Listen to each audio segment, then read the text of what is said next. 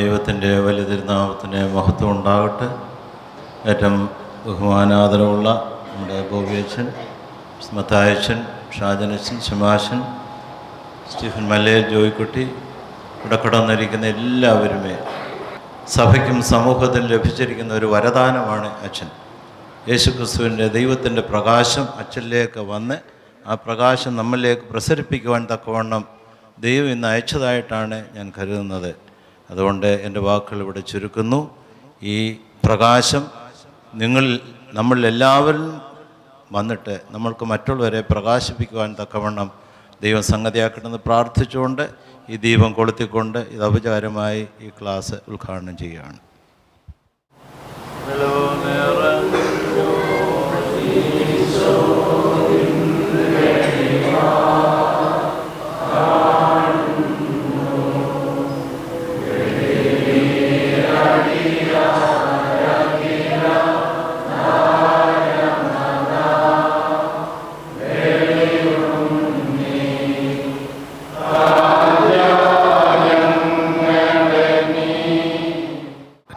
അച്ഛന്മാരുടെയും ജ്യേഷ്ഠ സഹോദരന്മാരുടെയും ഒക്കെ ആശീർവാദം പ്രാർത്ഥിച്ചുകൊണ്ട് നമുക്കൊരു സത്സംഗം എന്ന് വിശേഷിപ്പിക്കാവുന്ന ഒരു കാര്യത്തിലേക്ക് പ്രവേശിക്കാമെന്ന് കരുതുന്നു. അങ്ങനെ അതിനെ വിളിക്കാനാണ് ഇഷ്ടം. വിശേഷിച്ച് ഇത്തിരി ഭാരതീയ ദർശനങ്ങളോട് താല്പര്യമുള്ളവർക്ക് ആ വാക്ക് പരിചയമാണ് സത്സംഗ്. കുറച്ച് നല്ല മനുഷ്യർ ഒരുമിച്ച് കൂടി ഇരിക്കുമ്പോൾ ആരെങ്കിലും ഒരാൾ എന്തെങ്കിലുമൊക്കെ ഇത്തിരി കാര്യങ്ങൾ പറയുന്നു. അത്രയും ഗ്രാവിറ്റി കൽപ്പിച്ചു കൊടുത്താൽ മതി ഇവിടെ പറയുന്ന വിചാരങ്ങൾക്ക്. രണ്ട് വാക്കുകൾ തമ്മിലുള്ളൊരു വ്യത്യാസം എന്ന് പറഞ്ഞിട്ട് ഒരേ ഒരു വിചാരം മാത്രം കാണാമെന്നാണ് കരുതുക. ഒന്നിങ്ങനെ യേശുവിലുള്ള വിശ്വാസം, രണ്ട് യേശുവിൻ്റെ വിശ്വാസം. Faith in Jesus and faith of Jesus. ഞാൻ വിചാരിക്കുന്നു ഒരു കുടുംബദിനം അതിങ്ങനെ ഫാമിലി എന്ന് നമ്മൾ അർത്ഥമാക്കുന്ന കാര്യങ്ങളല്ല എന്ന് ആരംഭത്തിൽ ശിവ സാർ പറഞ്ഞു. ഒരു യൂണിറ്റ് എന്ന നിലയിൽ, ഒരു പള്ളിയോട് ബന്ധപ്പെട്ട് നിൽക്കുന്ന യൂണിറ്റ് എന്ന നിലയിലാണ് ആ കുടുംബം എന്നുള്ള വാക്ക് ഇവിടെ നിന്ന് ഉപയോഗിക്കുന്നത്. അപ്പം നമ്മളെ തന്നെ അസസ് ചെയ്യാൻ വേണ്ടിയുള്ള ദിവസമാണ് ഇതൊരു സെൽഫ് ഓഡിറ്റിങ്ങിൻ്റെ ദിവസമാണ്. ഈ സെൽഫ് ഓഡിറ്റിങ്ങിൻ്റെ ദിവസം നമുക്കൊന്ന് സ്വയം കണ്ടെത്തിയാൽ നല്ലതാണ്. യേശുവുള്ള വിശ്വാസമാണോ, യേശുവിൻ്റെ വിശ്വാസമാണോ എൻ്റെ ജീവിതം പറഞ്ഞുകൊണ്ടിരിക്കുന്നത്? Faith in Jesus and faith of Jesus. ഒരു ചെറിയ ഉദാഹരണം കാര്യങ്ങൾ വ്യക്തമാക്കും. ജനുവിനായൊരു സംഭവമാണ്. ഒരു ചെറുപ്പക്കാരൻ്റെ മനസ്സമ്മതമാണ്. കാത്തലിക് രീതിയിൽ അങ്ങനെ ഒരു ചടങ്ങ് കൂടി കല്യാണത്തിന് മുമ്പ് നടക്കുന്നുണ്ട്. പള്ളി വെച്ച് അവൻ വിവാഹം കഴിക്കാൻ വന്ന പെൺകുട്ടിക്ക് വാക്ക് കൊടുക്കണം. രാത്രിയായപ്പോൾ അവൻ്റെ ചങ്ങാതിമാർ വന്നിട്ട് പറഞ്ഞു, എടാ, നീ വിവാഹം കഴിക്കാൻ പോകുന്ന പെൺകുട്ടിക്ക് നല്ലതല്ലാത്തൊരു ഭൂതകാലമുണ്ട്. അവളിങ്ങനെ ചെറിയ പ്രായത്തിൽ ഇങ്ങനെ ആരുടെ കൂടെയൊക്കെ പോയി ഇത്തിരി കാലം പാർത്തിട്ടുണ്ട്. വീട്ടുകാർ പിടിച്ചുകൊണ്ട് വന്നാ. കേട്ട മാത്രയിൽ അപ്പനും അമ്മയും കുരിശ് വരച്ചു. എന്നിട്ട് പറഞ്ഞു, ദൈവമേ, എത്ര കൃത്യമായ സമയത്ത് നീ ഓരോന്ന് ഞങ്ങൾക്ക് വെളിപ്പെടുത്തി തരുന്നു. അവൻ പറഞ്ഞു, ഇത് കൃത്യമായ സമയമല്ല, കാണിച്ചത് ദൈവമല്ല. എന്താ നീ പറയണത്? നാളെ ഒന്നൊരു ദിവസം ഉണ്ടെങ്കിൽ ഞാൻ പള്ളി വെച്ച് അവൾക്ക് വാക്ക് കൊടുക്കും. അഹമ്മദിയല്ലേ നീ പറയണത്? ഓരോന്നായിട്ട് ദൈവം കാണിച്ചു തരുമ്പോൾ ആ വാക്ക് തന്നെ അവർ വീണ്ടും വീണ്ടും ഉപയോഗിച്ചുകൊണ്ടിരിക്കുന്നു. ഓരോന്നായിട്ട് ദൈവം കാണിച്ചു തരുമ്പോൾ തർക്കം നീണ്ടുപോകുന്നു. പാതിരാകുമ്പോൾ, അക്ഷരാർത്ഥത്തിൽ പാതിര കഴിയുമ്പോൾ അവനെയും കൊണ്ട് അപ്പനും അമ്മയും കൂട്ടുകാരും കൂടി ആശ്രമത്തിൽ വരുന്നു. എന്നിട്ട് പറഞ്ഞു കൊടുക്കച്ച, ദൈവമായിട്ട് കാട്ടിക്കൊടുത്തിട്ട് അവൻ്റെ അഹങ്കാരം കണ്ടില്ലേ? അവർ പറയുന്നതിനകത്തൊരു കുഴപ്പമുള്ളതായിട്ട് എനിക്ക് തോന്നിയില്ല. ഞാൻ പറഞ്ഞു, ഇതിനകത്ത് ഇപ്പം എന്താ കുഴപ്പം? നീ എന്താ വിചാരിക്കുന്നത്? അപ്പം എന്നെ കുറച്ച് നേരം ഇങ്ങനെ നോക്കിയിരുന്നു. എന്നിട്ട് പറഞ്ഞു, അച്ഛാ, ഒരാൾക്കൊരു കൈപ്പിഴ പറ്റുന്നു. ഉവ്വ്, അത് തിരുത്താൻ ദൈവം അയാൾക്കൊരു അവസരം കൊടുക്കുന്നു. ഉവ്വ്, ആ കളിയിൽ എന്നെ കൂട്ടുകളിക്കാരനാക്കുന്നു. ഞാൻ വേണ്ടെന്ന് വെക്കണം.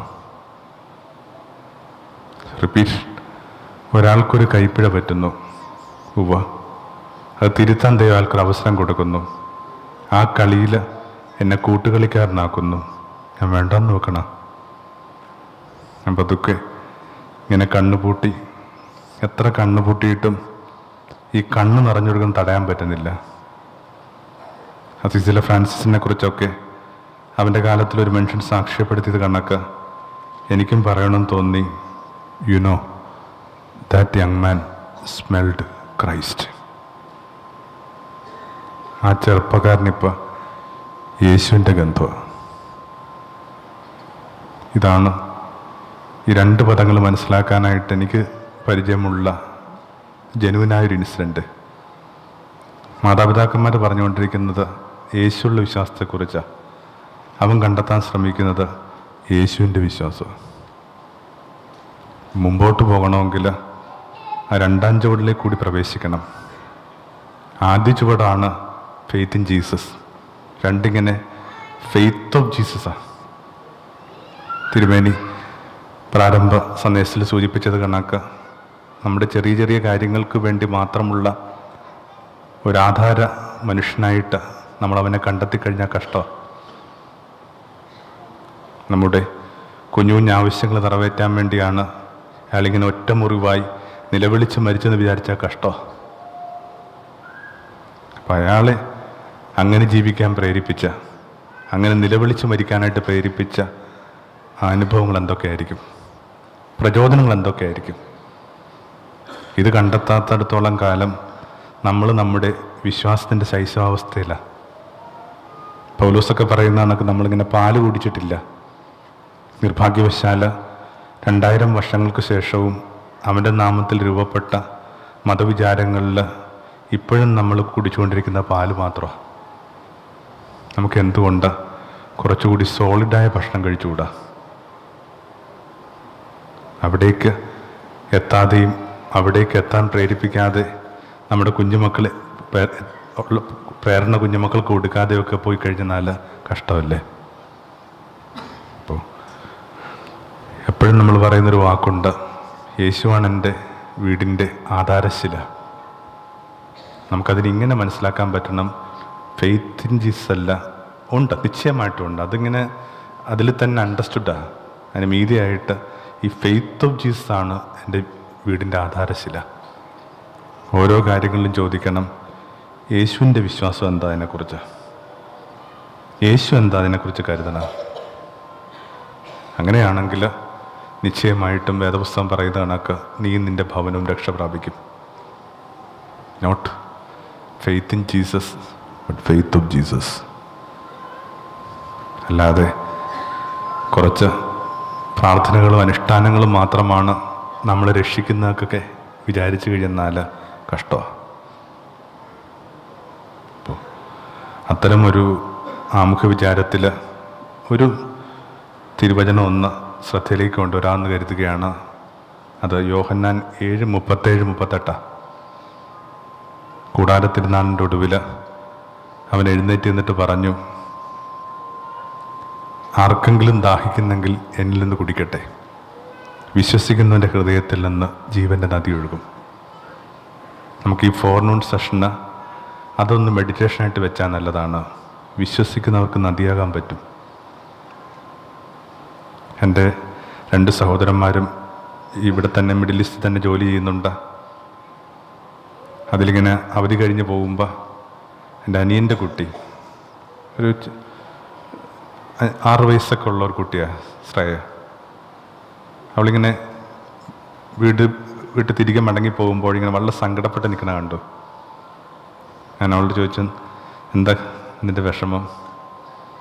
അവളിങ്ങനെ നോക്കി നിന്നിട്ട് പറഞ്ഞു, here everything is green, there only brown. ഇവിടെ എല്ലാം ഇങ്ങനെ പച്ചയാണ്, ഞങ്ങളോടത്ത് എല്ലാം ബ്രൗണാണ്. കഷ്ടിച്ച ഒരു 6 വയസ്സ് കഴിയുന്ന ഒരു കുട്ടി എത്ര ഭംഗിയായിട്ടാണ് നമ്മുടെയൊക്കെ മനസ്സിനെ നിർവചിക്കുന്നത്. ലോകത്ത് ഏറ്റവും പച്ചയുള്ള ഒരിടത്തു നിന്ന് വന്ന മനുഷ്യ നമ്മൾ. എങ്ങും പച്ച, അങ്ങോട്ട് വരുമ്പോഴും നല്ല മഴയാണ്. എനിക്ക് തോന്നുന്നു നമുക്ക് ബാക്കി ഒന്നും കാര്യമായിട്ട് മിസ് ചെയ്യാനുണ്ടാവില്ല ഇവിടെ. കുറേ കൂടി ഭേദപ്പെട്ട ജീവിത സാഹചര്യങ്ങൾ, സൗഹൃദങ്ങൾ, പുതിയ കമ്മ്യൂണിക്കേഷൻ രീതികൾ. മിസ് ചെയ്യാൻ പോകുന്നത് ഇത് മാത്രമാണ് ഞാൻ വിചാരിക്കുന്നൊരു പച്ച. എങ്ങനെയാണ് നമ്മുടെ ആ ചെറിയ ദേശത്തിന് ഇത്രയും പച്ച ഉണ്ടായത്? 44 നദികളുടെ കഥയാണ്. 40 നദി പടിഞ്ഞാറോട്ടൊഴുകുന്നു, 4 നദി കിഴക്കോട്ടൊഴുകുന്നു. അതിൻ്റെ അർത്ഥം ഓരോ 15 കിലോമീറ്ററിനിടയിലും ഒരു നദിയോ അതിൻ്റെ കൈവഴിയോ ഒക്കെ ഉണ്ട്. ഇത്രയും ജലരാശികൾ കൂടി ചേർന്നിട്ടാണ് ഒരിടത്തിന് ഇത്രയും പച്ച കൊടുത്തത്. എന്നെ കേട്ടുകൊണ്ടിരിക്കുന്നവർ തന്നെ ഇങ്ങനെ 100 കണക്കിനുണ്ട്. കുറഞ്ഞ പക്ഷം ഒരു 200-300 100എങ്കിലും. ഇവരിൽ നിന്ന് ഒരു 50 നദി ഉണ്ടാകുന്നതിനെക്കുറിച്ച് വെറുതെ സങ്കല്പിച്ചേ. എന്തുമാത്രം പച്ച ഉണ്ടാവും പാർക്കുന്ന ഇടങ്ങൾക്ക്, ചേർന്ന് നിൽക്കുന്ന ബന്ധങ്ങൾക്ക്, തൊഴിലിടങ്ങൾക്ക്, എത്തിയ മറ്റൊരു മണ്ണ്. ആ ഒരു കുഞ്ഞു സങ്കല്പം ഒന്ന് മെഡിറ്റേഷനായിട്ട് വിട്ടുതരിക. വീടിൻ്റെ പ്രായോഗികമായ കാര്യങ്ങളെക്കുറിച്ച് പറയാനായിട്ട് ഞാൻ ആളല്ല. കാരണം 15 വയസ്സ് വീട് വിട്ട് പോകുന്ന ഒരാളാണ് ഞാൻ. 48 വയസ്സാകുമ്പോഴും ഞാൻ ഒരിക്കലും ഒരു വീടിൻ്റെ ഭാഗമായിരുന്നിട്ടില്ല. അപ്പം അതുകൊണ്ട് തന്നെ അതിൻ്റെ പ്രായോഗികമായ ചില കാര്യങ്ങളെക്കുറിച്ച് പറയാനായിട്ടുള്ള ആളാണ് ഞാനെന്ന് എനിക്കൊരിക്കലും അനുഭവപ്പെട്ടിട്ടില്ല. പക്ഷേ കുറച്ചു കാലമൊക്കെ ആയിട്ട് ആ മരപ്പണിക്കാരനുമായി ബന്ധപ്പെട്ട് ജീവിക്കുന്നത് കൊണ്ട് അവൻ്റെ ചില അളവുകളെ ഗൗരവമായിട്ട് എടുത്തു കഴിഞ്ഞാൽ വീടിൻ്റെ തച്ചുശാസ്ത്രം നേരാവെന്ന് വിചാരിക്കുന്ന ഒരാളാണ് ഞാൻ. അപ്പം എനിക്ക് ആകെപ്പാടെ പറയാനുള്ളത് ആ മരപ്പണിക്കാരൻ്റെ ചില അളവുകോലുകൾ മാത്രമാണ്. അതിലേക്കൊന്ന് ശ്രദ്ധ ഒന്ന് കേന്ദ്രീകരിക്കാമെന്നല്ലാതെ മറ്റൊന്നും എനിക്ക് ഈ ദിവസങ്ങളിൽ പറയാനുമില്ല. കാരണം ഓരോ വീടിൻ്റെയും പ്രതിസന്ധി ഓരോന്നാണ്. പൊതുവായ ഏകകങ്ങളൊന്നുമില്ല, പൊതുവായ പരിഹാരങ്ങളൊന്നുമില്ല. പക്ഷെ ഉണ്ട് ഒരു പഴയ തച്ചൻ്റെ ചില അളവ്. ആ തച്ചൻ്റെ അളവിന് ഗൗരവമായിട്ട് എടുത്താൽ നല്ലതാണ്. വീടൊക്കെ വെക്കുമ്പോൾ ഇപ്പോഴും ചിലരൊക്കെ ഇതിനകത്ത് കാര്യമായിട്ടൊക്കെ പെട്ടുപോകുന്നതായിട്ട് ഞാൻ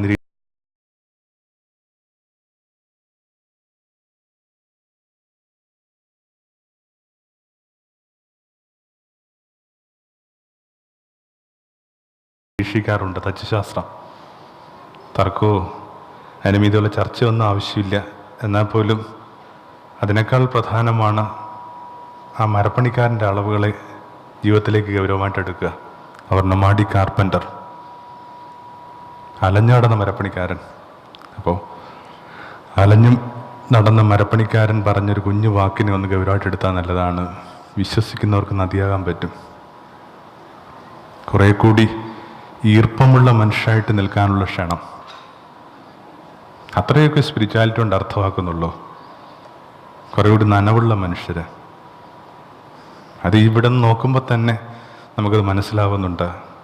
ഹൃദയം ഇങ്ങനെ നോക്കിക്കഴിയുമ്പോൾ ഈ ശ്രദ്ധിച്ചിരിക്കുന്ന മനുഷ്യരുടെയൊക്കെ ഇങ്ങനെ കണ്ണിലിങ്ങനെ പതുക്കെ പതുക്കെ നനവ് വീഴുന്ന ഞാൻ കാണുന്നത് എൻ്റെ എന്തെങ്കിലും ഒരു പ്രചോദനത്തിൻ്റെ ഭംഗി കൊണ്ടല്ല, മറിച്ച് നിങ്ങളുടെ ഈർപ്പത്തെ വെളിപ്പെടുത്തണം. ആ ഈർപ്പം കുറേ കൂടി ഒന്ന് ഗൗരവമായിട്ട് എടുത്താൽ നല്ലതാണ്. വിശ്വസിക്കുന്നവർക്ക് നദിയാകാൻ പറ്റും. ഒരു ചെറിയ വീടിനകത്ത് ഒരു 3-4 നദി കണക്കുള്ള മനുഷ്യർ. എനിക്ക് ഈ തിരുവചനത്തോട് ഒരു വല്ലാത്ത പാഷനുണ്ട്. അതിൻ്റെ കാരണമുണ്ട്. ആ കാരണം ഇതാണ്. ഇതിന് മുമ്പത്തെ മെയ് മാസം 30-ാം തീയതി എനിക്കൊരു സ്നേഹിതയെ നഷ്ടമായി. +2 അധ്യാപികയായിരുന്നു അവർ. മാഗി എന്നാണ് പേര്. കോട്ടയത്ത് ഡെങ്കുവിൻ്റെയൊക്കെ ഒരു പ്രശ്നം ഉണ്ടായിരുന്ന സമയത്താണ് 29-ാം തീയതി ഉച്ചയാകുമ്പോൾ വിളിച്ചിട്ട് പറഞ്ഞു, അമ്മ കാരിത്താസിലുണ്ട്, ഇങ്ങനെ പ്രാർത്ഥിക്കണം, ഡെങ്കുവാണ്. വൈകുന്നേരം അമ്മയുടെ വിവരങ്ങൾ അറിയാനായിട്ട് വിളിക്കുമ്പോൾ ആശാട്ടി ഫോൺ എടുക്കണില്ല.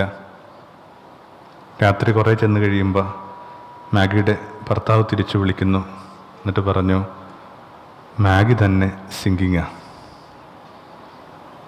പിറ്റേന്ന് ഉച്ചയ്ക്ക് മുമ്പ് മാഗി മരിച്ചു. നമ്മൾ നോക്കി നിൽക്കുമ്പോൾ നമ്മുടെ ജീവിതത്തിൽ നിന്ന് ഇങ്ങനെ ആരെങ്കിലും പച്ചയായിട്ട് ഇറങ്ങിപ്പോകുന്നത് നടാടെ ഉണ്ടാക്കുന്ന ഒരു ഉലച്ചിൽ ഇങ്ങനെ പറഞ്ഞു തീർക്കേണ്ടതല്ല. അങ്ങനെ നിൽക്കുമ്പോൾ എന്തോ കാരണം കൊണ്ട് മാഗി അവസാനമായിട്ട് അയച്ചൊരു സന്ദേശം മാഗി മരിച്ചതിന് ശേഷമാണ് ഇതിനകത്തോട്ട് വരുന്നത്, മൊബൈലോട്ട് വരുന്നത് ടെക്സ്റ്റ് മെസ്സേജ്. അതിങ്ങനെയാണ്, ഞാൻ നദിയാണ്, സരസ്വതി, ഇനി കാണാതെ ഒഴുകാം, പേരുകളെ നനച്ചോളാം. നമുക്കിത് എങ്ങനെ പറ്റിയെന്ന് പോലും എനിക്ക് പറയാൻ പറ്റണില്ല. ഇങ്ങനെ ഒരാൾക്ക് ഇങ്ങനെ എങ്ങനെ ടെസ്റ്റ് ചെയ്യാൻ പറ്റണത്? മരിച്ചുകൊണ്ടിരിക്കുന്ന ആളെന്നൊക്കെ പറയണത് ഈ മുങ്ങുന്ന ആളെ കണക്കാണ്. അയാളുടെ ബോധാബോധങ്ങളുടെ കയങ്ങളുടെ ഇടയിൽ അയാളുടെ ഓർമ്മയിൽ നമ്മൾ ഉണ്ടായിരിക്കുക, സമചിത്തയോടുകൂടി നമുക്ക് വേണ്ടി ഒന്ന് ടെസ്റ്റ് ചെയ്യുക എന്നുള്ളതൊക്കെ എൻ്റെ ഈ ചെറിയ ബുദ്ധിക്ക് എത്ര കൂട്ടിയിട്ടും കിട്ടണില്ല. അപ്പം ആ മെയ് 30 ശേഷമാണ് എനിക്ക് ഈ കാര്യത്തോട് ഇത്തിരി കൂടി ഒരു പാഷൻ ഉണ്ടായത്. 42 വയസ്സുള്ളൊരു സ്ത്രീ മടങ്ങിപ്പോകുമ്പോൾ അനുഭവിച്ച ആത്മവിശ്വാസം, ഞാൻ നദിയാ, ഇനിയിപ്പോൾ കാണാതെ ഒഴുകിക്കോളാം, ഇത്രയും നാളും കണ്ടോണ്ടാണ് ഒഴുകിയത്, വേരുകൾ നനച്ചോളാം. അപ്പോൾ എനിക്കൊരു കാര്യം കൂടി മനസ്സിലായി, ഈ തിരുവചനങ്ങളെന്നൊക്കെ പറയണത് വെറുതെ കവിതയൊന്നുമല്ല. ഞാൻ പലപ്പോഴും വിചാരിച്ചത് ഇങ്ങനെ ഇതൊക്കെ നല്ല സ്പിരിച്വൽ മെറ്റഫറുകളാണ്. സ്പിരിച്വൽ മെറ്റഫറുകൾ മാത്രമല്ല തിരുവചനം, കോമൺ മാൻസ് പോസിബിലിറ്റി. എന്നെയും നിങ്ങളെയും കണക്കുള്ള ആവശ്യത്തിലേറെ വ്യഥയും വൈകാരികതയും ബുദ്ധിമുട്ടും ക്ഷോഭവും ദുഃഖമൊക്കെ ഉള്ള മനുഷ്യരുടെ സാധ്യതയുടെ പേരാണ് യേശു. Common man's possibility. ഇപ്പം നേരത്തെ സൂചിപ്പിച്ച കണക്ക് അതിനുശേഷമാണ് ഈ തിരുവചനത്തെ ഞാനിങ്ങനെ വളരെ താല്പര്യത്തോടു കൂടി എടുത്തു തുടങ്ങിയത്. ഞാൻ നദിയ.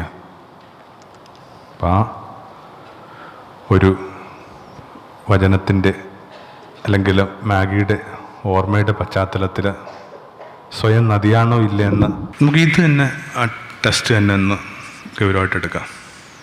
നദിയാണ്. കാരണം നമുക്കറിയാം, നമ്മുടെ നാട്ടിൽ കുഞ്ഞുങ്ങൾക്ക് പേരിടുമ്പോഴൊക്കെ അത് നമ്മൾ ശ്രദ്ധിച്ചിട്ടുണ്ടായിരുന്നു പണ്ട്. കാവേരി, ഗംഗ, യമുന. എൻ്റെ സ്നേഹിതൻ്റെ കുട്ടി കിട്ടിയിരിക്കുന്ന പേര് നിളയെന്ന. വിദേശങ്ങളിൽ വോൾക്കയുണ്ട്. അത് കണക്ക് മാഗി ഒരു നദിയാണ്. നിങ്ങളും ഒരു നദിയായിരിക്കുമോ? ഇതാണ് അവനവനോട് ചോദിക്കേണ്ട ഒരു ചോദ്യം. നിങ്ങളൊരു നദിയായിരിക്കുമോ? അത് എങ്ങനെയാണ് ഈർപ്പമുണ്ടാവണം? അത് കണ്ടിട്ട് സ്വയം നദിയാണോ ഇല്ലെന്ന് തിരിച്ചറിയാനായിട്ടുള്ളൊരു ചെക്ക് ലിസ്റ്റ് ഒന്ന് കണ്ടെത്തി നമുക്ക് ക്വസ്റ്റൻ ഓഫ് ഒരു 40 മിനിറ്റ് കൊണ്ട് ഈ കാര്യങ്ങൾ അവസാനിപ്പിക്കാമെന്നാണ് കരുതുക. എങ്ങനെ നദി ഉണ്ടാവണം? ഇപ്പോൾ നേരത്തെ സൂചിപ്പിച്ച കണക്ക് എല്ലാവരും കണ്ണുകളിൽ ചെറിയൊരു ഒരു ഈർപ്പമുണ്ട്. ആ മാഗിയെക്കുറിച്ച് പറഞ്ഞപ്പോൾ കൂടുതൽ ശക്തമായി. മാഗി നിങ്ങൾ കണ്ടിട്ടില്ല. നിങ്ങൾ കണ്ടിട്ടില്ലാത്ത ഒരാളുടെ കാര്യം പറയുമ്പോൾ ഇത്രയും ഈർപ്പം എന്തിനാ? പറഞ്ഞു വരുന്നത് ഒരു കാര്യം ഒന്ന് ഓർമ്മിപ്പിക്കാൻ വേണ്ടിയാണ്. എപ്പോഴാണ് നമ്മുടെ ഈർപ്പമൊക്കെ ഉണ്ടാവുന്നത്? ശുദ്ധ സ്നേഹത്തെക്കുറിച്ച് നമ്മൾ കേൾക്കുകയും പറയുകയൊക്കെ ചെയ്യുമ്പോഴാണ്. അതിങ്ങനെ കേൾക്കുകയും പറയുകയും അനുഭവിക്കുകയൊക്കെ ചെയ്യുന്ന മനുഷ്യരുടെ ജീവിതത്തിൽ എപ്പോഴും ഒരു ഈർപ്പം ഉണ്ടായിരിക്കും. ശുദ്ധ സ്നേഹം, പ്യുവർ ലവ്. അതെവിടെ കണ്ടാലും കണ്ണു നിറയും. ഒരു സിനിമ കണ്ടുകൊണ്ടിരിക്കുമ്പോൾ പോലും കണ്ണു നിറയും. അത്രയും ഇങ്ങനെ സ്നേഹത്തിൽ ഈർപ്പമുണ്ടാക്കാവുന്ന വിധത്തിൽ നമ്മളെ സൃഷ്ടിച്ചിട്ടുണ്ട്. നമ്മുടെ കോൺസ്റ്റിറ്റ്യൂഷൻ അങ്ങനെയാണ്. നമ്മൾ അതിനു വേണ്ടിയുള്ള മനുഷ്യ. പിന്നെ 1-2 പേരൊക്കെ അതിനകത്ത് നിന്ന് മാറി നടക്കുന്നത് എന്തോ കൈപ്പിഴയെന്ന് മാത്രമേ ഞാൻ കരുതുന്നുള്ളൂ. എന്തോ ദൈവാനുഭവം എന്ന് പറയുന്നത് പോലും ദൈവാനുഭവം എന്ന് പറയുന്നത് തന്നെ ഈ ശുദ്ധ സ്നേഹത്തിൻ്റെ അനുഭവം. ചിലപ്പോഴൊക്കെ ഇങ്ങനെ പലരും ചോദിക്കാറുണ്ട്, അച്ഛൻ എന്തെങ്കിലും ദൈവാനുഭവം ഉണ്ടായിട്ടുണ്ടോ? എനിക്കത് ആദ്യകാലങ്ങളിൽ പറയാൻ വലിയ ബുദ്ധിമുട്ടുണ്ടായിരുന്നു. കാരണം ഇങ്ങനെ ചെറിയ പ്രായത്തിലൊക്കെ ആശ്രമത്തിൽ ചേർന്നു, ഏതാണ്ട് ഒരേ രീതിയിൽ മുമ്പോട്ട് പോയി. ഇങ്ങനെ ജീവിതത്തെ വല്ലാതെ പിടിച്ചു കുലുക്കിയ അനുഭവങ്ങളൊന്നും ഉണ്ടായിട്ടില്ല. വളരെ നാടകീയം എന്നൊക്കെ വിശേഷിപ്പിക്കാവുന്ന ഒരു അനുഭവം ഉണ്ടായിട്ടില്ല. അതുകൊണ്ട് തന്നെ കേൾവിക്കാരുടെ ദൈവാനുഭവ അന്വേഷണങ്ങളെ തൃപ്തിപ്പെടുത്താൻ മാത്രം പറ്റുന്നതല്ല എൻ്റെ ദൈവവിചാരങ്ങളെന്ന് എനിക്ക് എപ്പോഴും അറിയാമായിരുന്നു. അതുകൊണ്ട് തന്നെ ആരെങ്കിലും ദൈവാനുഭവമൊക്കെ ഉണ്ടായിട്ടുണ്ടെന്ന് ചോദിച്ചാൽ ഞാൻ വെറുതെ സൈലൻ്റ് ആകും. കാരണം ഒരു ലോ പ്രൊഫൈൽ ഒരു മനുഷ്യനാണ് ഞാൻ. പക്ഷെ ഇപ്പം ആരെങ്കിലും ഇച്ചിരി ദൈവാനുഭവം ഉണ്ടായെന്ന് ചോദിച്ചെന്നാൽ ഞാൻ ഇങ്ങനെ തലയെടുപ്പോടി പറയും, ഉവ്വ് ദൈവാനുഭവം ഉണ്ടായിക്കൊണ്ടേയിരിക്കുന്നു. എന്താ കാര്യം? കൃത്യമായ സ്നേഹാനുഭവം കിട്ടുന്നുണ്ട്. ആ സ്നേഹാനുഭവം തന്നെയാണ് ദൈവാനുഭവം എന്നൊക്കെയാണ് ഈ മധ്യവയസ്സിലെത്തുമ്പോൾ എനിക്ക് പിടുത്തം കിട്ടണം. എല്ലായിടത്തും ഇങ്ങനെ സ്നേഹിക്കണം മനുഷ്യരാ, എല്ലായിടത്തും. ഒരു ചെറിയ ചായക്കട വന്നിട്ട് ചായ കുടിച്ച് പുറത്തേക്ക് പോകുന്നതിന് മുമ്പായിട്ട് ബില്ല് പേ ചെയ്യാൻ നിൽക്കുമ്പോൾ അവിടെ ഇരിക്കുന്ന മനുഷ്യൻ തലപോലും പൊക്കാതെ പറയണം, വയ്ക്കൂ. അയാൾക്ക് നമ്മൾ കഴിച്ച ആ ദോശയുടെയും ചമ്മന്തിയുടെയും കാശ് ആവശ്യമില്ല. ഇങ്ങനെ ഓരോ ഇടങ്ങളിൽ നമ്മൾ കാണുകയും കണ്ടുമുട്ടുകയും ചെയ്യുന്ന ഓരോ മനുഷ്യരും ഏതെങ്കിലുമൊക്കെ രീതിയിൽ ഇങ്ങനെ അവരുടെ സ്നേഹത്തിൻ്റെ ജസ്റ്റർ വെളിപ്പെടുത്തുമ്പോൾ ഇത് തന്നെയാണ് ദൈവാനുഭവം. You are being so passionately loved. You are being so passionately loved. അതെന്ന് നിങ്ങൾക്ക് പിടുത്തം കിട്ടുന്നോ അന്ന് തൊട്ട് ജീവിതം പഴയതല്ല. അതിനുശേഷമുള്ള ജീവിതത്തിന് വല്ലാത്തൊരു ഈർപ്പം ഉണ്ടാകും. ഞങ്ങളുടെ സന്യാസ സമൂഹം ആരംഭിച്ചത് അസീസിലെ ഫ്രാൻസിസ് എന്ന് പറഞ്ഞ വിശുദ്ധനാണ്. കുറച്ച് കൃത്യമായിട്ട് പറയണമെങ്കിൽ ഈ പ്രാഞ്ചിയേട്ടനും എന്ന് പറഞ്ഞ സിനിമ കണ്ടിട്ടുള്ളവർക്ക് അറിയാം, അതിനകത്ത് പറയുന്ന പുണ്യവാനാണ് ഫ്രാൻസിസ്. 24-ാം വയസ്സിൽ അയാൾക്ക് പെട്ടെന്നൊരു ബോധമുണ്ടായി, തന്നെ പൊതിഞ്ഞൊരു സ്നേഹമുണ്ട്. അതിനുശേഷം ഈ മനുഷ്യൻ ഇങ്ങനെ ദീർഘകാലം ഉന്മാദിയായിരുന്നു, ഭ്രാന്ത് പിടിച്ചു. കമ്പോളങ്ങളിലും തെരുവീഥികളിലും ഇങ്ങനെ ചങ്കത്തടിച്ച് നിലവിളിച്ചുകൊണ്ട് അയാൾ പറഞ്ഞു, സ്നേഹമേ, എൻ്റെ സ്നേഹിക്കപ്പെടാതെ പോയ സ്നേഹമേ. ഇത്രയും കാലം എന്നെ പൊതിഞ്ഞൊരു സ്നേഹം ഉണ്ടായിട്ട് എനിക്കതിനെക്കുറിച്ച് കാര്യമായ ധാരണയൊന്നും കിട്ടിയില്ല. ഇപ്പം കിട്ടണം. ഇതിനകത്തുനിന്നാണ് എല്ലാ നദികളും ആരംഭിക്കണം. ഒരു ചെറിയ പെൺകുട്ടിയുടെ ദൈവാനുഭവം ഞാൻ ഒരിക്കലും മറക്കില്ല. അവളിങ്ങനെ 9-ാം ക്ലാസ്സിൽ പഠിക്കുമ്പോൾ അവളുടെ സ്കൂളിനടുത്തായിട്ടൊരു പള്ളിയുണ്ട്. പള്ളിക്കൊരു മണിമാളികയുണ്ട്, ബെൽഫ്രി ഉണ്ട്. അതിൻ്റെ ഏറ്റവും മുകളിലത്തെ കുടിസുമുറിയിൽ പ്രാവുകൾ കൂട്ടിയിട്ടുണ്ട്. ഒരു ദിവസം സ്കൂൾ വിട്ട് വരുമ്പോൾ ഇവക്ക് തോന്നി 2 പ്രാവും കുഞ്ഞുങ്ങളെ പിടിച്ച് വീട്ടിൽ കൊണ്ടേ വളർത്താം. അങ്ങനെ അതിൻ്റെ ആ പിരിയം കോവണി വലിഞ്ഞു കയറുമ്പോഴാണ് ക്ലാസ്സിൽ പഠിക്കുന്നൊരു പയ്യൻ പറഞ്ഞു, എടി ഞാനും വന്നോട്ടെ. വന്നോളാൻ പറഞ്ഞു. 2 മക്കൾ കൂടി വലിഞ്ഞു കയറി മുകളിൽ ചെല്ലുമ്പോൾ പ്രാവുകളൊക്കെ പറന്നുപോയി. ഏതായാലും ഇവിടം വരെ വന്നതല്ലേ, എന്തെങ്കിലും മിണ്ടിയും പറഞ്ഞിരിക്കാമെന്നൊക്കെ ഓർത്തിട്ടിങ്ങനെ മിണ്ടിയും പറഞ്ഞിരിക്കുന്നതിനിടയിൽ സന്ധ്യ കയറി കടുത്ത് അറിഞ്ഞില്ല, ഇരുട്ടായതറിഞ്ഞില്ല. അപ്പോൾ ഈ കുഞ്ഞുങ്ങൾ ശ്രദ്ധിച്ചു, ആരോ ഇങ്ങനെ ഈ പടവുളി ചവിട്ടി വരുന്നുണ്ട്, കിതച്ചും നിന്നും. എന്നിട്ട് ഈ കുടിസുമുറിയിലെത്തിയിട്ട് കുഞ്ഞുങ്ങളോട് ചോദിച്ചു, മക്കളെ, നിങ്ങളിവിടെ എന്താ ചെയ്യണം? ഒരാണും പെണ്ണും പള്ളിയുടെ മണിമാളികയിലുണ്ടെന്ന് അങ്ങാടി വർത്താനം ആരംഭിച്ചിട്ടുണ്ട്. ആൺകുട്ടിയും പെൺകുട്ടിയും അല്ല കേട്ടോ, ആണും പെണ്ണും. കഥ മാറാൻ പോവുകയാണ്. പെട്ടെന്ന് ഇറങ്ങി വാ. നോക്കുമ്പോൾ സ്കൂൾ മുറ്റത്തിരുന്ന ചെറിയ സാധനങ്ങൾ വിറ്റ് പശി കിടക്കുന്നൊരു വൃദ്ധനാണ്. യൂപ്പിലിട്ടതൊക്കെ വിറ്റ് ജീവിക്കുന്നൊരു മനുഷ്യനാണ്. അയാളാ വന്നിരിക്കണത് കതച്ച്. പെട്ടെന്ന് 13 വയസ്സുള്ള ഈ ചെറിയ പെൺകുട്ടിക്ക് തോന്നി, ദൈവം തൻ്റെ ആരുമല്ലാത്ത ഈ അപ്പച്ചനിലൂടെ തന്നെ ഇങ്ങനെ ചേർത്ത് പിടിക്കുന്നതായിട്ട്. അവളുടെ കണ്ണിങ്ങനെ നിറഞ്ഞൊഴുകാൻ തുടങ്ങി. ഇപ്പം ഈ പറഞ്ഞ ആൾക്ക് ഒരു 30-35 വയസ്സുണ്ട്. ജീവിതം വളരെ കഠിനമായ ചില ദുരിതമുഖങ്ങളിലൂടെ അവളെ കൂട്ടിക്കൊണ്ട് പോയിട്ടുണ്ട്. എന്നിട്ടും ആ പള്ളിമുറ്റത്തുനിന്ന് കിട്ടിയ ആ ഒരു സ്നേഹാനുഭവത്തിൽ അവളിപ്പോഴും ഈർപ്പത്തിൽ ജീവിക്കുന്നു, കുലീനമായിട്ട് ജീവിക്കുന്നു. അപ്പോൾ ഇതാണ് നമ്മുടെ ഒന്നാമത്തെ വിചാരം. ഈ സ്നേഹാനുഭവത്തിൽ നിന്നുണ്ടാകുന്ന നദികൾ, ആ ഈർപ്പം. അതുകൊണ്ടൊക്കെയാണ് യോഹന്നാൻ പറയണത്, he has loved us first, therefore we love each other. വെറുതെ ഒന്നും സ്നേഹമൊന്നും ഉണ്ടാവത്തൊന്നുമില്ല, വാശി പിടിച്ചാലൊന്നും സ്നേഹം ഉണ്ടാവത്തില്ല. അതിന് കൃത്യമായൊരു സ്നേഹാനുഭവത്തിൻ്റെ ഒരു മുന്നനുഭവം ഉണ്ടാവണം. യേശു തന്നെ പറയുന്നതാണ്, ഇങ്ങനെ അവനവനില്ലാത്തവൻ അവനെ കൊടുക്കുക. നമ്മൾ being so passionately loud, being so passionately loud. ഇനി വെറുതെ നമുക്ക് ഈ സ്വയം നദിയാണോ ഇല്ല എന്ന് തിരിച്ചറിയാനായിട്ടുള്ള 6 ചെറിയ ഒരു ചെക്ക് ലിസ്റ്റ് ഒന്ന് കാണാമെന്ന് വിചാരിക്കുക. ഒന്ന്, നിങ്ങളിപ്പോഴും ഒഴുകുന്നുണ്ടോ? Do you still flow? ചിലപ്പോഴെങ്കിലും ഇങ്ങനെ ജീവിതത്തിൻ്റെ ഒഴുക്ക് നിന്ന് പോകുന്നുണ്ടോ? പലരുടെയും ജീവിതത്തിൻ്റെ ഒഴുക്ക് ചില പ്രത്യേക ഘട്ടങ്ങളിൽ നിന്ന് പോയതായിട്ട് അനുഭവപ്പെടും. ഒരാളുടെ ശവകുടീരത്തിൽ എഴുതി വച്ചിരിക്കുന്ന കണക്ക് 40-ാം വയസ്സിൽ മരിച്ചു, 60-ാം വയസ്സിൽ അടക്കി അവരാണ്. Died in 40 and buried in 60. ഒരു പ്രത്യേക ഘട്ടത്തിൽ വെച്ചിങ്ങനെ മനുഷ്യരിങ്ങനെ ജീവിതം നിലച്ചു പോകുന്നു. ഇത് അകക്കണ്ണി കണ്ടിട്ടാണ് ആ മരപ്പണിക്കാരൻ കട്ടമരത്തിലിരുന്ന് ഇങ്ങനെ പറഞ്ഞത്, ഇത് മരിച്ചവരടക്കുന്ന ഭൂമിയാണ്. എന്തൊരു വാക്കത്!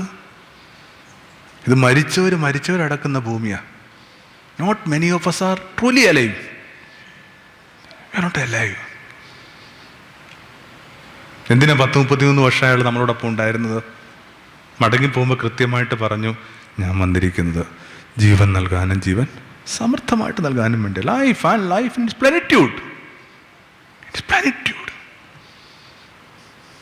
എത്ര പേർക്ക് ഇങ്ങനെ ചങ്കുറപ്പോടി പറയാൻ പറ്റും പ്ലെനിറ്റ്യൂഡ്, സമൃദ്ധമായ ജീവനുണ്ടെന്ന്? കഷ്ടിച്ചിങ്ങനെ ഒഴുകിപ്പോണ ജീവിതമാണ്.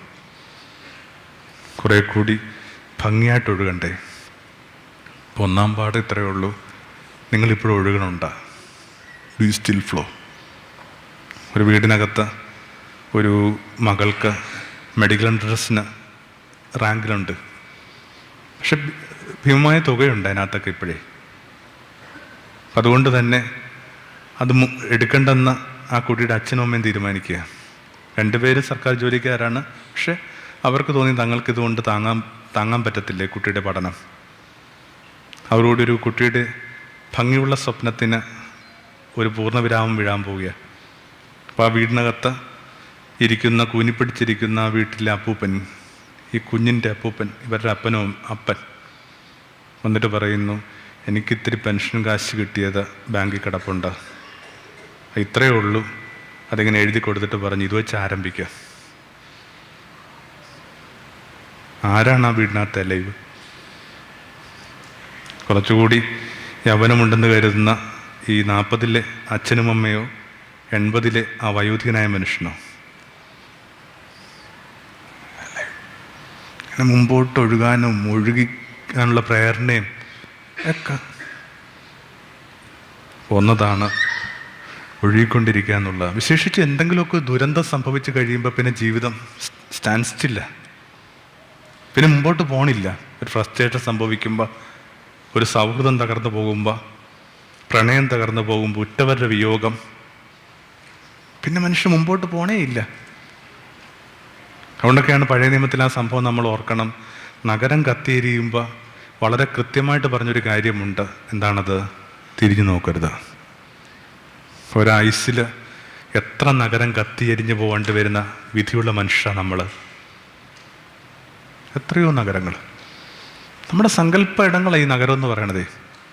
അത് കത്തിപ്പോയി കഴിഞ്ഞെന്നാൽ ചെയ്യാവുന്നൊരൊറ്റ കാര്യമേ ഉള്ളൂ, തിരിഞ്ഞു നോക്കാതെ മുമ്പോട്ട് പോവുക. ലോത്ത് മുമ്പോട്ട് പോകുന്നുണ്ട്, അയാളുടെ ഭാര്യ തിരിഞ്ഞു നോക്കുന്നു, അവൾ ഉപ്പുതൂണായി പോകുന്നു. ഇങ്ങനെ കൈവിട്ടുപോയ, കളഞ്ഞുപോയ അനുഭവങ്ങളിലേക്ക് തിരിഞ്ഞു നോക്കിക്കഴിഞ്ഞാൽ മനുഷ്യ ഉപ്പുതൂണായി പോവും. അതുകൊണ്ട് മുമ്പോട്ട് പോവുക. ഇന്ദിരാഗാന്ധിയുടെ മരണത്തിന് ശേഷം നമ്മുടെ നാട്ടിൽ വലിയൊരു വംശീയ ഹത്യ നടന്നു. ഇന്ദിരയെ കൊന്നത് സിഖനായതിൻ്റെ പേരിൽ, സിഖ് വിശ്വാസിയായതിൻ്റെ പേരിൽ സിഖ് ക്ലസ്റ്ററുകളെ വെറുതെ കത്തിച്ച് കളഞ്ഞു. സെൻസറിങ് ഒക്കെ ഉണ്ടായിരുന്നൊരു കാലമായതുകൊണ്ട് നമുക്കതിൻ്റെ ആ മാഗ്നിറ്റ്യൂഡൊന്നും ഇപ്പോഴും അറിയാൻ പാടില്ല, എത്ര പേര് കൊല്ലപ്പെട്ടെന്നും.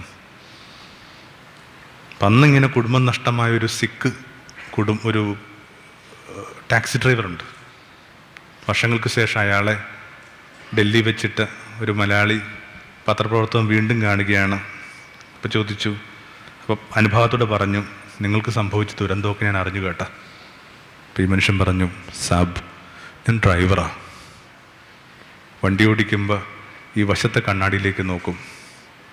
അപ്പോൾ എല്ലാം എനിക്ക് കാണാം, എന്തൊക്കെ എന്നോടൊപ്പം ഉണ്ടായിരുന്നു, എന്തൊക്കെ എന്നിൽ നിന്ന് കളഞ്ഞുപോയി. ഒരു ചെറിയ വീട്, അതിൻ്റെ ഉമ്മറത്തിരിക്കുന്നൊരു സ്ത്രീ, അവളുടെ മടിയിൽ ചാഞ്ഞു കിടക്കുന്ന രണ്ട് ചെറിയ പെൺകുട്ടികൾ, പിന്നെ ആരോ എറിഞ്ഞൊരു പന്തം. കത്തിപ്പോയി. ഒരു പിടിച്ചാരം, വിഭൂതി. എന്നാലും സാബ്, ഞാൻ ഡ്രൈവറാണ്, എനിക്കിങ്ങനെ പുറകോട്ട് നോക്കി വണ്ടി ഓടിക്കാൻ പറ്റത്തില്ല. അതുകൊണ്ട് പതുക്കെ ഒന്ന് കണ്ണു തുടച്ചിട്ട് ഞാൻ വീണ്ടും ചക്രം മുമ്പോട്ട് പിടിക്കും. എന്തായാലും എന്നെ കേട്ടുകൊണ്ടിരിക്കുന്ന ഒരാൾക്ക് പോലും ഇത്രയും കൊടിയ ദുരന്തമൊന്നും ഉണ്ടായിട്ടുണ്ടാവില്ല. ചെറിയ ദുരന്തങ്ങൾ സംഭവിക്കുമ്പോൾ ഈ ടാക്സി ഡ്രൈവർ ഒന്ന് ഓർത്താൽ നല്ലതാണ്. ഒന്ന് കണ്ണു തുടച്ചിട്ട് വീണ്ടും ചക്രം ഇങ്ങനെ മുമ്പോട്ട് പിടിക്കും. അപ്പോൾ ഒന്നതാ ഫ്ലോ ടിൽ ദി എൻഡ്. ഈ കണ്ണടയുവോളം ഇങ്ങനെ ഒഴുകിക്കൊണ്ടിരിക്കുക. രണ്ടാമതായിട്ട്, ഡു യു അക്സെപ്റ്റ്? നിങ്ങൾ എല്ലാത്തിനെയും സ്വീകരിക്കുന്നുണ്ടോ? നദി എല്ലാത്തിനെയും സ്വീകരിക്കുന്നുണ്ട്. കുറച്ച് യാത്രയുടെയൊക്കെ ഒരു കാലം ഉണ്ടായിരുന്നു. വടക്കേന്ത്യയിലാണ്. അത് നദികളെന്നൊക്കെ പറയണത് നമുക്ക് വലിയ സന്തോഷമുള്ള സംഭവമായിരുന്നു. ഇപ്പം നദികളുടെയൊക്കെ പിന്നാലെ കുറേ നടന്നിട്ടുണ്ട്. വടക്കേന്ത്യയിൽ നദി എന്നൊക്കെ പറയുന്നത് ഇങ്ങനെ മൂർത്തികളാണ്, വലിയ ആദരവും സ്നേഹവും കിട്ടുന്ന ഇടങ്ങളാണ്. പൂക്കളെറിയുന്ന പൂജാരിമാർ ചെറിയ മൺകുടങ്ങളിൽ പാല് കൊണ്ടുവന്നിട്ട് അതിൻ്റെ പടവുകളിലും താഴോട്ടൊഴുക്കി വിടുന്ന സ്ത്രീകൾ, ദീപാവലിയിൽ ചെറിയ ചിരാതുകൾ തെളിച്ച് ഒഴുക്കി വിടുന്ന കുഞ്ഞുങ്ങൾ, പിന്നെ മുമ്പോട്ട് പോകുമ്പോൾ ശവങ്ങൾ സംസ്കരിക്കുന്ന തീരങ്ങളാണ്. ചിലപ്പോൾ പാതിവെന്തൊരു ശരീരത്തെ എടുത്ത് അവർ പുഴയിലേക്ക് എറിയും. ഗംഗയിലൊക്കെ കുളിക്കുമ്പോൾ ചിലപ്പോൾ വന്ന് തട്ടുന്നത് മൃതശരീരങ്ങളാണ്. പുഴ എല്ലാത്തിനെയും സ്വീകരിക്കുന്നു, പൂക്കളെയും പാതിവെന്ത ശവങ്ങളെയും ഒരേപോലെ. രണ്ടാം പാഠം ഇത്രയേ ഉള്ളൂ, ക്യാൻ യു അക്സെപ്റ്റ് ലൈഫ്? എന്തുമാത്രം ഒഴുകിയ മനുഷ്യരാ. ഏതൊക്കെ കേരളത്തിലെ ചെറിയ ഗ്രാമങ്ങളിൽ നിന്നിട്ട് ഇപ്പോൾ എവിടെയൊക്കെ നമ്മൾ എത്തിയിരിക്കണം. ഈ ഒഴുക്കിനിടയിൽ ഓരോരോ തീരങ്ങളിൽ നിങ്ങൾക്ക് കിട്ടിയ അനുഭവങ്ങളെക്കുറിച്ച് പറയാനായിട്ട് കൃത്യതയോട് പറയാൻ പറ്റില്ലെങ്കിൽ ഉറപ്പാണ് കുറേ നെഗറ്റീവ് അനുഭവങ്ങളുടെ ജീവിതം കടന്നു പോയിട്ടുണ്ടാകും, തർക്കമില്ല. ഇതിനെയൊക്കെ ഒന്ന് കുലീനമായിട്ട് സ്വീകരിക്കാൻ പറ്റുമോ? വലിയ വേദപുസ്തകമാണ് നമ്മുടേത്. ആ വലിയ വേദപുസ്തകത്തിൽ നിന്ന് ഇഷ്ടമുള്ളൊരു തിരുവചനം തപ്പിയെടുക്കാനായിട്ട് ആരെങ്കിലും എന്നോട് ആവശ്യപ്പെടുകയാണെങ്കിൽ ഞാൻ എപ്പോഴും തപ്പിയെടുക്കുന്ന ഒരൊറ്റ വാക്കാണ്, ലൂക്ക 10:8. എന്താണത്? വിളമ്പിയത് ഭക്ഷിക്കുക. Eat what is set.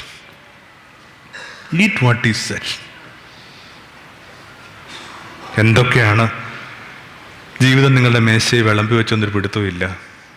എന്ത് വിളമ്പിയാലും അതിനെ സ്വീകരിക്കാൻ മനസ്സിനെ പഠിപ്പിക്കുന്നത് നല്ലതാണ്. ഞാൻ 10-20 വർഷമായി ഇങ്ങനെ സുവിശേഷ പ്രഘോഷത്തിൽ ഏർപ്പെടാൻ തുടങ്ങിയിട്ട്, ചെറിയ പ്രായം തൊട്ടേ. പക്ഷെ ഇതുവരെ ഞാൻ പറയാത്തൊരു വാക്കുണ്ട്. അത് അത്ഭുതം എന്ന് പറഞ്ഞൊരു വാക്കാണ്, മിറക്കിൾ. ഇന്നോളം ആ വാക്ക് ഉപയോഗിച്ചിട്ടില്ല. എനിക്ക് മിറക്കിളിൽ വിശ്വാസക്കുറവൊന്നുമില്ല. മാർക്കിൻ്റെ സുവിശേഷമൊക്കെ അവസാനിക്കുന്നത് ഇങ്ങനെയാണ്: അവൻ അത്ഭുതങ്ങൾ കൊണ്ട് തൻ്റെ പഠനങ്ങളെ സ്ഥിരീകരിച്ചു. പഠിപ്പിക്കുന്ന കാര്യങ്ങൾക്ക് യേശുവുമായി ബന്ധമുണ്ടെന്നുള്ളതിൻ്റെ അറ്റസ്റ്റേഷനാണ് ഈ മിറക്കിൾ എന്ന് പറയുന്നത്. ഉണ്ട്, മിറക്കിളിനോടൊരു അവിശ്വാസം തോന്നിയിട്ടില്ല. പക്ഷെ എന്നാലും ഞാൻ ഈ പദത്തെ ഒഴിവാക്കി. എന്തുകൊണ്ടാണ് കാര്യം? ആ ചെറിയ പ്രായം തൊട്ടേ എനിക്ക് കിട്ടിക്കൊണ്ടിരുന്ന കേൾവിക്കാർ നിങ്ങളെ കണക്കുള്ള കേൾവിക്കാരാ. അങ്ങനെ കുറേ കൂടി പ്രകാശവും ഇങ്ങനെ പ്രബുദ്ധതയുമൊക്കെ ഉള്ള കേൾവിക്കാരാ. അവരോട് അത്ഭുതങ്ങളെക്കുറിച്ച് പറയേണ്ടത് ഞാൻ തീരുമാനിച്ചു. എന്താണ് കാര്യം? അത്ഭുതം എന്ന് പറഞ്ഞ വാക്കിൻ്റെ അർത്ഥം തന്നെ ഇതാണ്, മറ്റൊന്ന് സാധ്യമാണ്. Alternatives R possible. ജീവിതത്തിലെ 100 കാര്യങ്ങളിൽ 99 കാര്യങ്ങൾക്കകത്തും മറ്റൊന്നും സാധ്യമല്ല. ഏതിനാ ഒരു ഓൾട്ടർനേറ്റീവ് ഉള്ളത്? ഒത്തിരി അത്ഭുതങ്ങൾ നമ്മുടെയൊക്കെ ഈ ധ്യാനകേന്ദ്രങ്ങളിൽ നടക്കുന്നുണ്ട്, കൺവെൻഷൻ മതിലിൽ നടക്കുന്നുണ്ട്. പക്ഷെ അതിനെയൊക്കെ കുറച്ച് മാറി നിരീക്ഷിക്കുന്ന ഒരാളെന്ന നിലയിൽ ഞാൻ ശ്രദ്ധിച്ചൊരു കാര്യം വേണമെങ്കിൽ ഉദാഹരണമായിട്ട് പറയാവുന്നേ ഉള്ളൂ. എന്താണത്? ഇങ്ങനെ ബുദ്ധിമാന്യമുള്ളൊരു കുട്ടി നമ്മുടെ ഈ ഹീലിംഗ് സർവീസിന് ശേഷം സാധാരണ കുട്ടിയായിട്ട് മാറുന്ന അനുഭവങ്ങൾ എങ്ങൊന്നും കേട്ടിട്ടില്ല. ഒരു മെൻ്റലി റിട്ടാർഡായ കുട്ടി, ഡൗൺ സിൻഡ്രോം ഉള്ളൊരു കുട്ടി, ഓട്ടിസം ഉള്ളൊരു കുട്ടിയൊക്കെ ഈ പ്രാർത്ഥനയ്ക്ക് ശേഷം ഒരു നോർമൽ ചൈൽഡായി മാറുന്നത്. എന്നിട്ടും ഞങ്ങളുടെ കണക്കൊരു ധ്യാനാശ്രമത്തിൽ നടക്കുന്നൊരു കാര്യം എടുക്കുക. അവിടെ ഇങ്ങനെ മീരാഹരി എന്ന് പറയുന്ന ദമ്പതികൾ അവരുടെ ഓട്ടിസമുള്ള മുത്തെന്ന് പറഞ്ഞൊരു കുട്ടിയായിട്ട് വരികയാണ്. ഇവിടെ ഇങ്ങനെ പ്രാർത്ഥനകളൊക്കെ നടക്കുമ്പോൾ ഈ മീരയും ഹരിയും കൂടി മുത്തിൻ്റെ തലയിൽ കഴിച്ച് പ്രാർത്ഥിക്കുകയാണ്, ഞങ്ങളുടെ മുത്തിനെ സൗഖ്യപ്പെടുത്തണമേ, ഞങ്ങളുടെ മുത്തിനെ സൗഖ്യപ്പെടുത്തണമേ. പ്രത്യേകിച്ചൊന്നും സംഭവിക്കുന്നതായിട്ട് നമുക്ക് തോന്നുന്നില്ല, സംഭവിച്ചില്ല. എന്നിട്ടും എന്തോ ചില കാര്യങ്ങൾക്കകത്ത് പ്രകാശം കിട്ടി. ഒരു 5 ദിവസം ഇരുന്ന ചില കാര്യങ്ങളൊക്കെ കേട്ടുകൊണ്ടിരിക്കുമ്പോൾ ഒരു ദിവസം പ്രഭാഷണത്തിന് വന്ന വൈദികൻ പറഞ്ഞു, ദൈവത്തിൻ്റെ കൈവശം ഒരു കുഞ്ഞുണ്ടായിരുന്നു, കുറച്ച് ബുദ്ധിയുടെ പ്രശ്നങ്ങളൊരു കുഞ്ഞ്, മുത്തുന്ന പേര്. ആരുടെ കയ്യിൽ ഈ കുഞ്ഞിനെ കൊടുത്തു കഴിഞ്ഞെന്നാൽ അവരാ കുഞ്ഞിനെ പൊന്നുപോലെ നോക്കുമെന്നറിയാൻ അവിടെ നിന്നിങ്ങനെ ഭൂമി മുഴുവൻ പരിശോധിച്ചു. എന്നിട്ട് ഒരു മീരയും ഹരിയും കണ്ടു, അവർക്ക് കൊടുത്തു. ദൈവത്തിന് സ്തുതിയായിരിക്കട്ടെ. മീരയുടെ കണ്ണും നിറഞ്ഞൊഴുകുന്നുണ്ട്. രാത്രിയിൽ ഒരുമിച്ചിരിക്കുമ്പോൾ മീര ഹരിയോട് പറഞ്ഞു, ഹരിയേട്ട, നമ്മുടെ ഈ വാവയെ വേറെ ആരെങ്കിലും കൊടുത്തിരുന്നെങ്കിൽ അവരാ കുഞ്ഞിനെ കുറേ ബുദ്ധിമുട്ടിപ്പിച്ചേനെ. ഏതെങ്കിലും സ്പെഷ്യൽ സ്കൂളിൽ കൊണ്ടുപോയി എന്നേക്കുമായിട്ട് വിട്ടുകളഞ്ഞേനെ. നമുക്ക് ആ കുഞ്ഞിനെ പൊന്നുപോലെ നോക്കാമെന്ന് അവിടത്തേക്ക് അറിയാവുന്നതുകൊണ്ട് നമുക്ക് തന്നെ തന്നല്ല. ധ്യാനം കഴിയുമ്പോൾ നിങ്ങൾ കൂടി എൻ്റെ കൂടെ നിൽക്കണം. എങ്ങനെയാണ് ഈ മീരയും ഹരിയും കൂടി മുത്തിനെ കൊണ്ടുപോകണമെന്ന് അങ്ങനെ ചേർത്ത് പിടിച്ചാൽ കൊണ്ടുപോകണം. പ്രത്യേകമായിട്ട് ഏൽപ്പിച്ച കുട്ടിയാണ്, നല്ല ശ്രദ്ധ വേണം. ഇപ്പോൾ അവർക്ക് ആദ്യമായിട്ട് ആ വാക്കിൻ്റെ അർത്ഥം മനസ്സിലായി, സ്പെഷ്യൽ ചൈൽഡ്. ഇത്രയും കാലം അവർ വിചാരിച്ചു എന്തെങ്കിലും കുറവുള്ള കുഞ്ഞുങ്ങൾ കിട്ടുന്ന ടെക്നിക്കലായ പദമാണ് ഈ സ്പെഷ്യൽ ചൈൽഡ്. ഇപ്പോൾ അവർക്ക് മനസ്സിലായി, പ്രത്യേക സ്നേഹം ആവശ്യമുള്ള കുഞ്ഞുങ്ങളുടെ പേരാണ് സ്പെഷ്യൽ ചിൽഡ്രൻ. ഞാൻ ഇതിനെ വിളിക്കുന്ന വാക്കാണ് അത്ഭുതം. ഇത്രയും കാലം നിങ്ങൾ എന്തിനെ തള്ളിപ്പറഞ്ഞോ, എന്തിനെ തട്ടിമാറ്റാൻ ശ്രമിച്ചോ, അതിനിങ്ങനെ ചേർത്ത് പിടിക്കാനായിട്ട് നിങ്ങൾക്ക് ലഭിക്കുന്ന ബലം. രണ്ടതാ അക്സെപ്റ്റ് ലൈഫ്. ഇന്ന് ഈ ദിവസം ഞാൻ പറയുന്ന മുഴുവൻ കാര്യങ്ങളും നിങ്ങളും വിട്ടുപോയിക്കോളൂ, മറന്നു കളഞ്ഞേക്കൂ. എന്നാലും ഈ ഒരു കുഞ്ഞു വചനം ഒന്ന് മനസ്സിൽ കിടന്നേക്കണം. ലൂക്ക 10:8 വിളമ്പിയത് ഭക്ഷിക്കുക. എന്തൊക്കെയാണ് എൻ്റെ മേശയിൽ നീ വിളമ്പി വെക്കുന്നൊരു പിടുത്തവും ഇല്ല. ഇതൊരു പള്ളിയിൽ ഇങ്ങനെ കൺസിസ്റ്റൻ്റായിട്ടൊരു 5 സർവീസുള്ളൊരു പള്ളിയാണ്, നൊവേന പള്ളി എന്നൊക്കെ പറയും നാട്ടിലെ. ഈ 5 സർവീസിനും ഒരേ ഹോമിൽ നമ്മൾ പറയണത്. ഇതിങ്ങനെ ഞാൻ അടുപ്പിച്ചുള്ള 5 സർവീസിന് പറയേണ്ട ഒരു ബാധ്യത വന്നു. ഈ 5 സർവീസിനും ഒരു ചെറുപ്പക്കാരനിങ്ങനെ മുമ്പിരിപ്പുണ്ട്. അപ്പം ഇങ്ങനെ ഒരേ കാര്യം തന്നെ പറയുന്നതിൻ്റെയൊക്കെ ഒരു ചളിപ്പ് നമുക്കുണ്ട്. ഇതെല്ലാം കഴിയുമ്പോൾ അയാൾ ഇങ്ങനെ വസ്ത്രങ്ങൾ മാറുന്നിടത്തേക്ക് വന്നു. എന്നിട്ട് പറഞ്ഞു, ഞാൻ തൊട്ടടുത്ത കോളേജിൽ അധ്യാപകനാണ്. രാവിലെ വന്നിങ്ങനെ ഒരു സർവീസ് കൂടി പോകുന്ന രീതിയുണ്ട്. അങ്ങനെ വന്നിരുന്നപ്പോഴാണ് ഈ മുത്തിൻ്റെ കഥ കേട്ടത്. അപ്പം അത് പിന്നെയും കേൾക്കണമെന്ന് തോന്നി. അങ്ങനെ അടുപ്പിച്ചിരുന്ന 5 പ്രാവശ്യം കേട്ടു. സർ, എന്താ നിങ്ങൾ അലട്ടണത്? അയാൾ പറഞ്ഞു, എല്ലാവരും കൂടി എൻ്റെ ജീവിതത്തോട് ചേർത്ത് വെച്ചത് ഭ്രാന്ത് പിടിച്ചൊരു സ്ത്രീയാണ്. പള്ളിയിലിങ്ങനെ മിന്നു കെട്ടാൻ നേരത്ത് എനിക്കിത് കൃത്യമായിട്ട് മനസ്സിലായി. ഞാനിപ്പോൾ കല്യാണം കഴിക്കാൻ പോകുന്നത് ഇങ്ങനെ കൃത്യമായിട്ട് ഭ്രാന്തുള്ളൊരു സ്ത്രീയാണ്. അത്രയും ബ്ലാങ്ക് അവർ. പിന്നെ ഈ ഉയർത്തിയ കൈ താത്തിയില്ലെന്ന് മാത്രമേ ഉള്ളൂ. അന്വേഷിച്ചറിഞ്ഞപ്പോൾ മനസ്സിലായി കൊടിയ മാനസിക പ്രശ്നങ്ങൾക്ക് ദീർഘകാലമായിട്ട് ചികിത്സയിലായിരുന്നൊരു സ്ത്രീയായിരുന്നു അവർ. എനിക്ക് ലോകത്തോട് മുഴുവൻ പകയാണ്. ഒരാളെപ്പോലും വിഷമിപ്പിക്കാത്ത, ഒരാളുടെ പോലും കള്ളം പറയാത്ത എന്നെ എല്ലാവരും കൂടി ഭംഗിയായിട്ട് കളിപ്പിച്ചു. പക്ഷെ ഇവിടെ ഇരുന്ന് ഈ കാര്യങ്ങൾ കേട്ടുകൊണ്ടിരുന്നപ്പോൾ ഞാൻ ആ കഥയെ എനിക്കിണങ്ങി മറ്റൊന്ന് വായിക്കാൻ ശ്രമിച്ചു. എന്താണാവോ ഇനിയുള്ളതൊക്കെ ഒന്ന് പേരുമാറി പറയുകയാണ്. ദൈവത്തിൻ്റെ കൈവശം ഒരു പെൺകുട്ടി ഉണ്ടായിരുന്നു, ശിഖ എന്ന് പറഞ്ഞൊരു പെൺകുട്ടി ഉണ്ടായിരുന്നു. കുറേ മാനസിക പ്രശ്നങ്ങളൊരു പെൺകുട്ടി. അവളുടെ സ്നേഹസമ്പന്നനായ മാതാപിതാക്കന്മാരുടെ കാലശേഷം ആരുടെ കയ്യിൽ ഈ കുഞ്ഞിനെ കൊടുത്തു കഴിഞ്ഞെന്നാൽ അവരാ കുഞ്ഞിനെ പൊന്നുപോലെ നോക്കുമെന്നറിയാൻ അവിടെ ഇങ്ങനെ ഭൂമി മുഴുവൻ തപ്പി. എന്നിട്ട് ഒരു ജോജിയെ കണ്ടു. ജോജിക്ക് തന്നു. തുതിയായിരിക്കട്ടെ. കൈ ഇങ്ങനെ പിടിച്ച് പുറത്തേക്ക് പോയി. ഇത് നടക്കണ ഒരു 15 വർഷം മുമ്പ്. എറണാകുളത്തുണ്ട് അവർ. പേരൊഴിച്ച് ബാക്കിയുള്ളതെല്ലാം ഫാക്റ്റാണ്. എറണാകുളത്ത് പോകുമ്പോൾ ഞാൻ അവരുടെ വീട്ടിൽ പോകാറുണ്ട്. നമ്മളിപ്പോൾ ശിഖയെന്ന് പേരിട്ട ഈ പെൺകുട്ടിക്ക് ശ്രീ ഒരു മാറ്റം ഉണ്ടായിട്ടില്ല. പക്ഷെ എന്നിട്ടും ഒരു പുലരിയിൽ ഒരു പള്ളിയിൽ നിന്ന് കിട്ടിയൊരു പുഞ്ചിരി ഈ ജോജി എന്ന് പേരിട്ട് വിളിച്ച ആൾ ഇപ്പോഴും സൂക്ഷിക്കുന്നുണ്ട്. Eat what is set. എന്തൊക്കെയാണ് എൻ്റെ മേശയിൽ നീ വിളമ്പി വെക്കുന്നൊരു പിടുത്തവും ഇല്ല. എന്ത് വിളമ്പിയാലും എന്നെ സ്വീകരിക്കാൻ ഞാൻ എൻ്റെ മനസ്സിനെ പഠിപ്പിച്ചിട്ടുണ്ട്. വരേണ്ടതാ. ഇത് ഏറ്റവും ഭംഗിയായിട്ട് പറഞ്ഞിരിക്കുന്ന പൗലോസാണ്. പൗലോസ് പറയുന്നുണ്ട്, എൻ്റെ ശരീരത്തിലൊരു മുള്ളുണ്ട്. ഞാനിവിടെ ഇരിക്കുന്ന എല്ലാവരെയും ആ ഒരു സ്നേഹത്തെ കിട്ടുന്ന ഒരു സ്വാതന്ത്ര്യം കൊണ്ടൊന്ന് ചലഞ്ച് ചെയ്യുകയാണ്. ആരെങ്കിലും ഒരാൾ ഈ കൂട്ടത്തിന് എണീറ്റിട്ട് പറയാവോ എൻ്റെ ചങ്കിൽ മുള്ളില്ലെന്ന്? നിങ്ങൾ ഉപയോഗിക്കുന്ന വേദപുസ്തകത്തിനകത്ത് ശൂലം എന്നാണ് കിടക്കുന്നത് കേട്ടോ. കാത്തലിക് ടെസ്റ്റിനകത്ത് അത് മുള്ളെന്നും.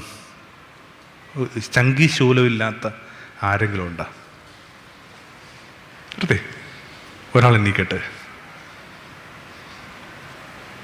എല്ലാവരുടെ ചങ്കിലും ഉണ്ട് മുള്ള. ഈ പറഞ്ഞുകൊണ്ടിരിക്കുന്ന ആളുടെ ഉള്ളിൽ ഉൾപ്പെടെ. അപ്പം അതിങ്ങനെ മനുഷ്യനായിരിക്കുന്നതിന് വേണ്ടി നിങ്ങൾ കൊടുക്കുന്ന കപ്പോ. എന്നിട്ട് ഈ പൗലോസ് പ്രാർത്ഥിക്കുകയാണ്, ഇത് എടുത്തു മാറ്റി. 3 പ്രാർത്ഥിച്ചെന്നാണ് പറയുന്നത്. 3 എന്ന് പറഞ്ഞതിൻ്റെ അർത്ഥം ഈ എന്തും സമ്പൂർണ്ണമാക്കുന്നതിന് വേണ്ടി വേദപുസ്തകം കരുതി വെക്കുന്ന വാക്കാണെന്ത്? 3 ടൈംസ്. 3 ഏറ്റു പറഞ്ഞു, 3 തള്ളിപ്പറഞ്ഞു, 3 കൊട്ടി വിളിച്ചു. So Paul made a complete prayer, total prayer. എന്നിട്ട് ദൈവയാളുടെ എന്നാ പറഞ്ഞു? ആ മുള്ള അവിടെ ഇരുന്ന് കൊള്ളട്ടെ, നിനക്കെൻ്റെ കൃപ മതി. ഞാൻ ഇവിടെ ഇതൊന്ന് കൺക്ലൂഡ് ചെയ്യട്ടെ ഈ ആശയം. ആ മുള്ള അവിടെ ഇരുന്ന് കൊള്ളട്ടെ, നിനക്കെൻ്റെ കൃപ മതി. അപ്പോൾ എളുപ്പമൊന്നുമല്ല കേട്ടോ. ഈ വിളമ്പിയത് ഭക്ഷിക്കുക എന്നൊക്കെ കേൾക്കാൻ ഭംഗിയുണ്ട്, പക്ഷേ എളുപ്പമല്ല. ഇത് പഠിപ്പിച്ച ആചാര്യൻ ഇങ്ങനെ 4 നിലയായിട്ട് പൊട്ടിപ്പോയി. വിളമ്പിയത് ഭക്ഷിക്കുക എന്നൊക്കെ പറഞ്ഞിട്ട് അങ്ങേരുടെ മേശയിലോട്ടൊരു കാര്യം വിളമ്പി കൊടുത്തപ്പോൾ അങ്ങേര് കാണിച്ച അംഗം നിലത്ത് കിടന്നുരുണ്ട് രക്തം വിയർത്ത് ഇങ്ങനെ പറയുകയാണ്, കഴിയുമെങ്കിൽ ഇതെടുത്തു മാറ്റ.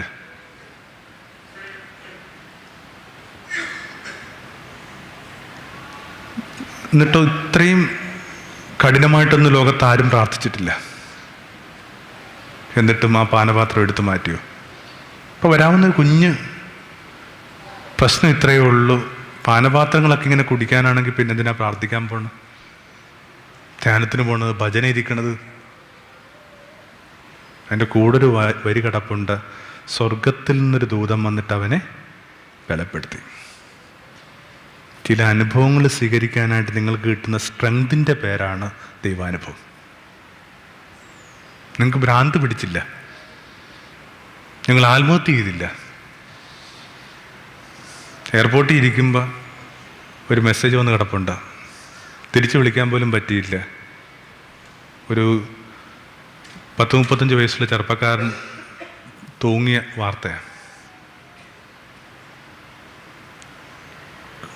കഠിനമായ അനുഭവങ്ങൾ വന്നിട്ടും നമ്മൾ ഇപ്പോഴും ഉണ്ടല്ല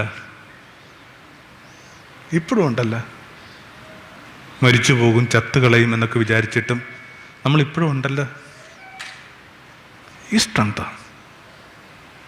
സ്വർഗത്തിൽ നിന്നൊരു ദൂതൻ വന്നിട്ട് അവനെ ബലപ്പെടുത്തി.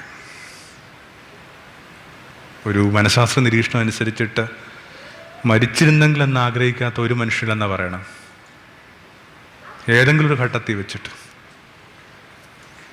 എന്നിട്ടും വളരെ കുറച്ച് പേര് മാത്രമാണ് മരിക്കണത്. എവിടുന്നോ ഒരു സ്ട്രെങ്ത് കിട്ടുന്നുണ്ട്, അതിന് സ്തുതിയായിരിക്കട്ടെ. ഒരു മാലാഖ വന്നിട്ട് ശക്തിപ്പെടുത്തുന്ന പറയണേ. അതൊരു നല്ല മനുഷ്യനായിരിക്കാം, കേട്ടൊരു തിരുവചനമായിരിക്കാം, മനസ്സിലാക്കാൻ പറ്റുന്ന ഒരു ചങ്ങാതിയായിരിക്കാം, വായിച്ചൊരു പുസ്തകമാവാം. എവിടുന്നോ ഒരു ഹെൽപ്പ് കിട്ടണം, ഒരു മാലാഖ വന്നിട്ട് ശക്തിപ്പെടുത്തി. അടുത്ത കാലത്ത് ഞാൻ കണ്ടൊരു കുഞ്ഞു മാലാഹയെ കൂടി പറഞ്ഞിട്ട് ബാക്കിയുള്ള കാര്യങ്ങൾ വേഗത്തിൽ പറഞ്ഞ് അവസാനിപ്പിക്കാൻ എന്നാ കരുതുക. എനിക്കിങ്ങനെ പാല സൈഡിലൊരു വലിയൊരു കുടുംബത്തെ പരിചയമുണ്ട്. വളരെ അഫ്ലുവൻ്റായൊരു വീട്. പക്ഷെ ഇളയ മകൻ ഇങ്ങനെ വീട്ടിൽ നിന്നൊക്കെ മാറി നിൽക്കുക. അവന് ഇഷ്ടമുള്ള കല്യാണം നടന്നതിൻ്റെ പേരിൽ ഇങ്ങനെ ചേട്ടന്മാരും ഒക്കെ ആയിട്ട് താല്പര്യക്കുറവൊക്കെ വന്ന അവനിങ്ങനെ തൃപ്പൂണിത്തുറ അടുത്തായിട്ടൊരു ചെറിയ ഒറ്റമുറി വീടിനകത്ത്, 1.5 മുറി വീടിനകത്താണ്, കുഞ്ഞു വീടും അടുക്കളയും. അവൻ ബൈക്ക് ആക്സിഡൻറ്റിൽ കൊല്ലപ്പെട്ടു.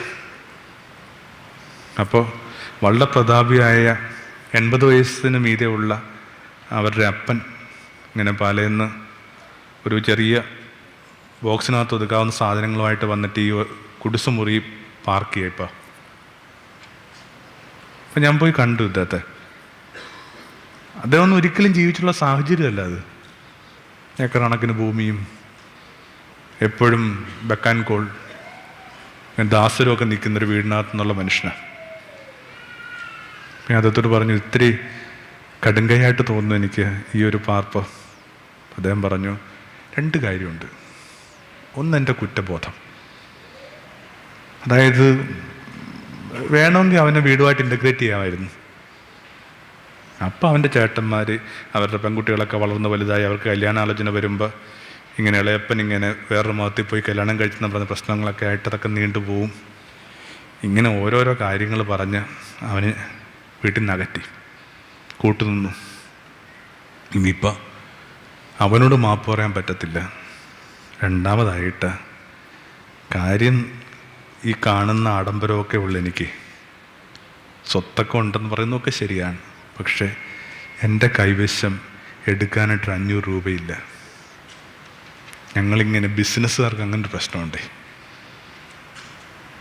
ഇപ്പോൾ കണ്ടെത്തിയൊരു മാർഗം ഇതാണ്. ഇവിടെ വന്ന് ഈ പരിമിതമായ സാഹചര്യങ്ങളിൽ പാർക്കുമ്പോൾ ബാക്കിയുള്ള മക്കൾ കാണാൻ വരും. അപ്പം എന്തെങ്കിലുമൊക്കെ തന്നിട്ട് പോവും. അതെടുത്ത് ഈ കുഞ്ഞുങ്ങൾക്ക് കൊടുക്കാമെന്ന് വിചാരിച്ചു.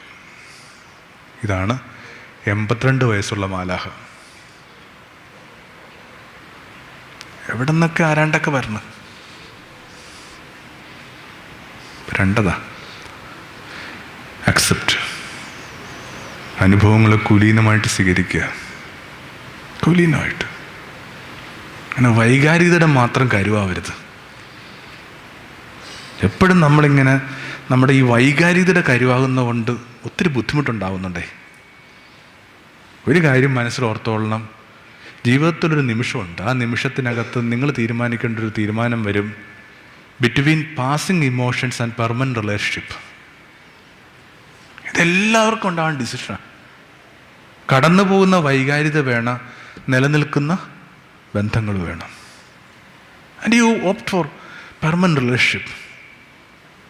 അതിനൊക്കെ ഈ ഒരു മൈൻഡ് സെറ്റിംഗ് ആവശ്യമുണ്ട്. കാരണം എല്ലാത്തിനകത്തും ഇങ്ങനെ ചെറിയ ചെറിയ വികാരങ്ങളിലും താല്പര്യങ്ങളിലും മനുഷ്യൻ പെട്ടുപോയാൽ ബുദ്ധിമുട്ടല്ലേ. അടുത്ത കാലത്തായിട്ട് ഞാൻ വായിച്ചിട്ടുള്ള കുഞ്ഞു സംഭവം പറഞ്ഞിട്ട് നമുക്ക് നേരത്തെ സൂചിപ്പിച്ചാൽ മറ്റു കാര്യങ്ങൾ ഇത്തിരി വേഗത്തിൽ പറഞ്ഞു. ഇതിനകത്ത് കുറച്ചുകൂടി നമ്മുടെ ഒരു ശ്രദ്ധ ഇൻവെസ്റ്റ് ചെയ്യണമെന്ന് എനിക്ക് താല്പര്യമുണ്ട്. Eat what is set. ഇമോഷൻസിനെയൊക്കെ കുറേ കൂടി കുലീനമായിട്ട് സ്വീകരിക്കാൻ പറ്റണം. ഒരു സ്ത്രീ, അവരുടെ അമ്മ മരിച്ചു. അവിടെ ഈ സ്ത്രീ അങ്ങ് തകർന്നു പോയി. അത്രയും ഡിപ്പെൻഡൻസി ഉണ്ടായിരുന്നു ഇവർക്ക് അമ്മയുടെ. ഭയങ്കരമായ ക്രോണിക് ഡിപ്രഷനിലോട്ട് വഴുതിപ്പോയി. അവിടുന്ന് അവരെ പുറത്തു കൊണ്ടുവരാൻ വേണ്ടി അവരുടെ ഡോക്ടർ കൊടുത്തൊരു നിർദ്ദേശം ഇതാണ്: നീ എന്തെങ്കിലും എഴുതിക്കൊണ്ടിരിക്കുക. ഒരു ഉദാഹരണത്തിനായിട്ട് നിൻ്റെ സ്നേഹിതർക്ക് കത്തെഴുതുക. അമ്മയെക്കുറിച്ച് പറഞ്ഞും അമ്മയുടെ മരണത്തിന് നിങ്ങൾ എന്നോട് കാണിച്ച ഒരു അനുഭാവവും കരുതലിനും ഒക്കെ നന്ദി പറഞ്ഞും ഒക്കെ റൈറ്റ് ലോങ് ലെറ്റേഴ്സ്. ഒരു തരം ക്ലിനിക്കൽ ഹെൽപ്പാണ് അത്. അപ്പോൾ അതുകൊണ്ട് ഈ സ്ത്രീ ഇങ്ങനെ കുറേ ദിവസങ്ങളെടുത്തിട്ട് 70 കത്തുകൾ എഴുതി, മാസങ്ങളെടുത്തിട്ട്. എന്നിട്ട് ഈ 70 കത്തും തൻ്റെ പുരുഷനെ ഏൽപ്പിച്ചിട്ട് പറഞ്ഞു, ഈ കത്തുകൾ നിങ്ങൾ കൊണ്ട് പോസ്റ്റ് ചെയ്ത് കഴിയുമ്പോൾ ഞാൻ അമ്മയില്ലാതെ ജീവിക്കാൻ വേണ്ടി പഠിക്കാൻ തുടങ്ങാൻ പോയി. നോക്കട്ടെ അമ്മയില്ലാതെ ജീവിക്കാൻ പറ്റുമെന്ന്. അയാൾ കൊണ്ടുപോയി. അവളുടെ സാധാരണ ജീവിതത്തിലേക്ക് തിരിച്ചു വന്നു. ഒരു ദിവസം ഇങ്ങനെ ഓരോന്നിങ്ങനെ അടുക്കുകയും പെറുക്കുകയും ചെയ്തുകൊണ്ടിരിക്കുമ്പോൾ അയാളുടെ ടെന്നീസ് ബാഗ് കണ്ടു. അതിൻ്റെ ഈ ഇങ്ങനെ പോക്കറ്റ് ബൾജ് ചെയ്തിരിക്കുക. സിബ് തുറന്ന് നോക്കുമ്പോൾ ഈ 70 കത്തും അതേപോലെ ഇരിപ്പുണ്ട്, പോസ്റ്റ് ചെയ്തിട്ടില്ല. ഹിസ്റ്റീരിക്കാവിയ തൻ്റെ ഒരു ഇമോഷണൽ ട്രോമയ്ക്ക് ഈ മനുഷ്യൻ ഇത്രയും മൂല്യം കൊടുത്തിട്ടുള്ള, അത് തനിക്കൊരു ഹെൽപ്പാണെന്ന് പോലും മനുഷ്യൻ എന്തേ മറന്നുപോയി. ഇങ്ങനെ വാവിട്ട് കരയുക. അപ്പോഴാണ് ഇയാൾ പ്രവേശിക്കുന്നത്. ഇയാൾക്ക് കാര്യത്തിൻ്റെ ഗൗരവം പിടുത്തം കിട്ടുന്നുണ്ട്, ഗ്രാവിറ്റി പിടുത്തം കിട്ടുന്നുണ്ട്. അയാളുടെ ശിരസ് ഇവളുടെ കാൽമുട്ടിനോട് ചേർത്ത് വെച്ചിട്ട് പറഞ്ഞു, പറ്റിപ്പോയി, ഇനിയിപ്പോൾ ചെയ്യാവുന്നൊരൊറ്റ കാര്യമേ ഉള്ളൂ, അതും ചെയ്യാം. ഈ 70 കത്തും ഞാൻ തന്നെ കൊണ്ടുപോയി പോസ്റ്റ് ചെയ്യാം. വേറൊരു വഴി എനിക്ക് ആലോചിച്ചിട്ട് കിട്ടണില്ല.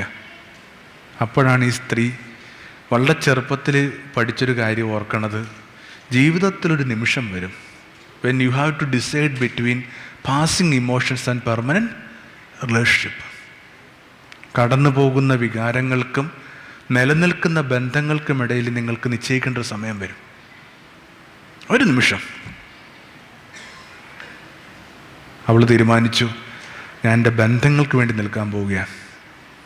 അയാളെ ചേർത്ത് പിടിച്ചിട്ട് പറഞ്ഞു, അറിഞ്ഞുകൊണ്ടല്ലെന്നറിയാം, ഈയിടെയായിട്ട് കുറച്ച് മറവി നിങ്ങൾക്ക് വരുന്നത് ഞാൻ ശ്രദ്ധിക്കുന്നുണ്ട്. കൂട്ടത്തിൽ ഇതും വിട്ടുപോയെന്ന് ഞാൻ കരുതുന്നുള്ളൂ. ഇനിയിപ്പോൾ നിങ്ങളായിട്ട് തന്നെ ഇത് കൊണ്ടുപോയി പോസ്റ്റ് ചെയ്യേണ്ട കാര്യമൊന്നുമില്ല. നമുക്ക് തപാലിലിടാം. കുറച്ച് കത്തുകൾ ഞാൻ കൊണ്ടേ കൊടുക്കാം, എനിക്ക് അവരൊക്കെ കാണാൻ പറ്റുമല്ലോ. അപ്പോൾ ഈ മനുഷ്യന് തോന്നി, ജീവിതത്തിൽ ആദ്യമായിട്ട് തൻ്റെ കൂടെ പാർക്കുന്ന ഈ പെൺകുട്ടി ഒരു മുതിർന്ന സ്ത്രീയാണ്. First time. ഇത്രയും കാലം അയാൾ മനസ്സിലാക്കിയിരിക്കുന്നത് അവളൊരു മുതിർന്ന പെൺകുട്ടി മാത്രമാണ്, ബിഗ് ഗേൾ. അതുകൊണ്ടാണല്ല 40-ാം വയസ്സിൽ അമ്മ മരിക്കുമ്പോൾ ഇത്രയും അവൾ തകർന്നു പോയത്. പക്ഷെ ഇപ്പോൾ അയാൾക്ക് മനസ്സിലായി, അവളിങ്ങനെ എല്ലാ അർത്ഥത്തിലും പൂർണ്ണമായ ഒരു സ്ത്രീയാണ്. So decide between passing emotions and permanent relationship. ഈ പെർമനൻറ്റ് റിലേഷൻഷിപ്പിന് വേണ്ടി പാസിങ് ഇമോഷൻസിനെ ഒന്ന് ബൈപ്പാസ് ചെയ്യാൻ പറ്റുമെങ്കിൽ അപ്പോഴാണ് ഓരോരുത്തരിങ്ങനെ വലുതാവണം. അപ്പോഴാണ് മുതിർന്ന ആൺകുട്ടികൾ പുരുഷന്മാരാവുകയും മുതിർന്ന പെൺകുട്ടികൾ സ്ത്രീകളാവുകയും ചെയ്യാം. നിർഭാഗ്യവശാൽ നമ്മളീ പലരും മുതിർന്ന പെൺകുട്ടികളും മുതിർന്ന ആൺകുട്ടികളുമായി മരിച്ചു പോകുന്നു. Big girls and big boys ഒന്നും അക്സെപ്റ്റ് ചെയ്യണില്ല, ഒന്നും അക്സെപ്റ്റ് ചെയ്യണില്ല. കുട്ടികളുടെ മാർക്ക് പറഞ്ഞ് അക്സെപ്റ്റ് ചെയ്യാൻ പറ്റത്തില്ല. ഒരു വണ്ടി വിട്ടുപോയി കഴിഞ്ഞാൽ പോലും അക്സെപ്റ്റ് ചെയ്യാൻ പറ്റത്തില്ല സമയത്ത്. Eat what is said and prove yourself be grown ups. അപ്പം അതിൻ്റെ ഒരു മൂന്നാമതായിട്ട് ഇന്നൊരു വലിയ വിശുദ്ധൻ്റെ ഓർമ്മ നമ്മൾ കൊണ്ടാടുന്നുണ്ടല്ലേ, പരുമല തിരുമേനി. നമ്മളെല്ലാത്തിനെയും വിശുദ്ധീകരിക്കുന്നുണ്ടോ? ആണ് മൂന്നാമത്തെ അന്വേഷണം. എല്ലാത്തിനെയും ശുദ്ധീകരിക്കണുണ്ടോ? നമ്മുടെ ജീവിതം കാണുമ്പോൾ മനുഷ്യർക്ക് ഇങ്ങനെ നിഷ്കളങ്കതയോടും നൈർമല്യത്തോടൊക്കെ സ്നേഹം വരുക. കുറച്ചു കാലം മുമ്പ് പാമ്പാടി തിരുമാനിയുമായിട്ട് ബന്ധപ്പെട്ടൊരു സപ്ലിമെൻ്റ് മനോരമയിൽ നിന്ന് ഇറക്കിയപ്പോൾ ഒരു കുറിപ്പെഴുതാനോട് ആവശ്യപ്പെട്ടു. ഞാൻ അതിനകത്ത് കൊടുത്ത ടൈറ്റിൽ ഇതാണ്, മന്ന പോലെ ചിലർ. മന്ന പോലെ ചിലർ.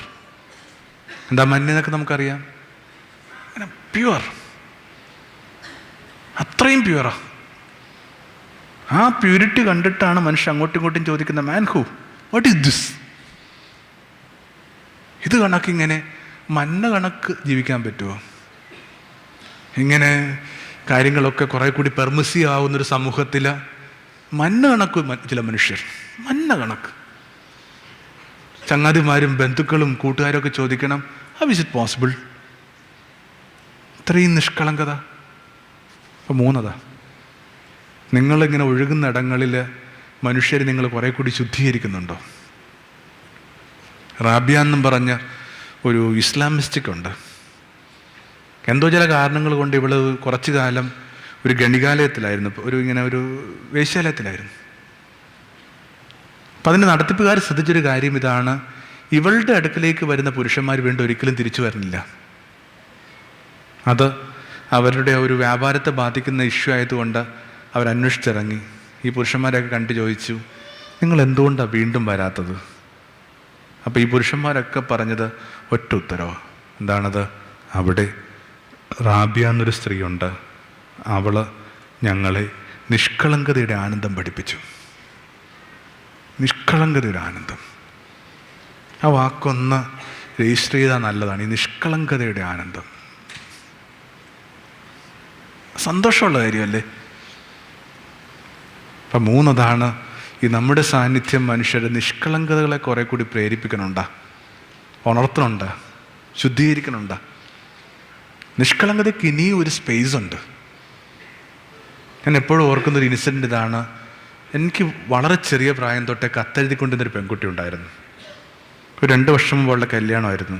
അപ്പോൾ ആ ചെറിയ പ്രായം തൊട്ട് അവളുടെ കല്യാണക്കുറി വരെ അവൾ എഴുതി അവസാനിപ്പിക്കുന്ന ഇങ്ങനെയാണ്, യേശുവിൻ്റെ സ്വന്തം, പിന്നെ പേര്. കിളുന്ത് പ്രായം തൊട്ടാ. ഇപ്പം കല്യാണം മലബാറിൽ വെച്ച് നടക്കണത്. ഇപ്പം കല്യാണത്തിനന്ന് ഞാൻ പറഞ്ഞ്, എനിക്ക് മോളുമായിട്ടുള്ളൊരു താല്പര്യം ഇതാണ്, ഈ ചെറിയ പ്രായം തൊട്ട് അവളെ കല്യാണക്കുറി വരെയുള്ള കത്തുകൾ എനിക്ക് വന്ന് അവസാനിക്കുന്ന ഇങ്ങനെയാണ്, യേശുവിൻ്റെ സ്വന്തം. ഞാനത് പറയുമ്പോൾ ഇങ്ങനെ പള്ളിയിലിരിക്കുന്ന മനുഷ്യരുടെ കണ്ണ് നിറഞ്ഞ് ഞാൻ ശ്രദ്ധിച്ചു. അവൾ കല്യാണം കഴിക്കാൻ പോകുന്ന പുരുഷൻ പതുക്കെ ഇങ്ങനെ കണ്ണ് തുടക്കുന്നുമുണ്ട്. നിഷ്കളങ്കതയ്ക്ക് ഇനിയൊരിടമുണ്ട് ഭൂമിയിൽ, സ്പേസ്. നമ്മൾ കാലാകാലങ്ങളായിട്ട് പറഞ്ഞുകൊണ്ടിരിക്കുന്ന വിർജിൻ ബർത്ത്, കന്യക ഗർഭം ധരിച്ച് യേശുവിനെ പ്രസവിക്കും.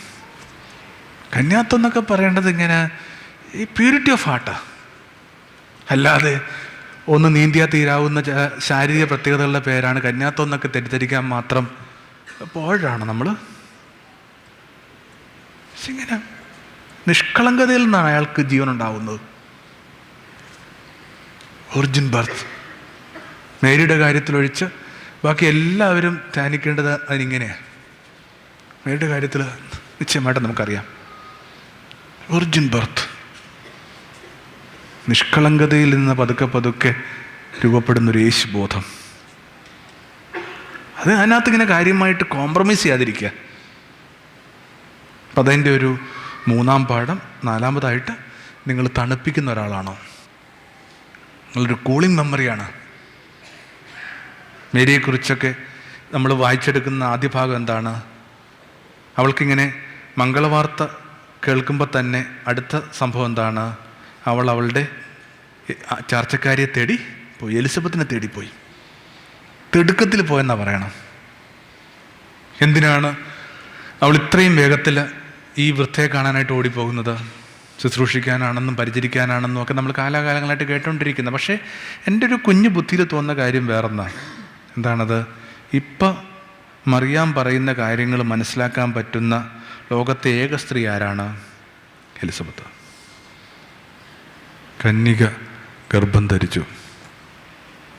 എവിടെങ്കിലും ആരുടെയെങ്കിലും അടുപ്പിൽ ആ പരിപ്പ് വേവുക?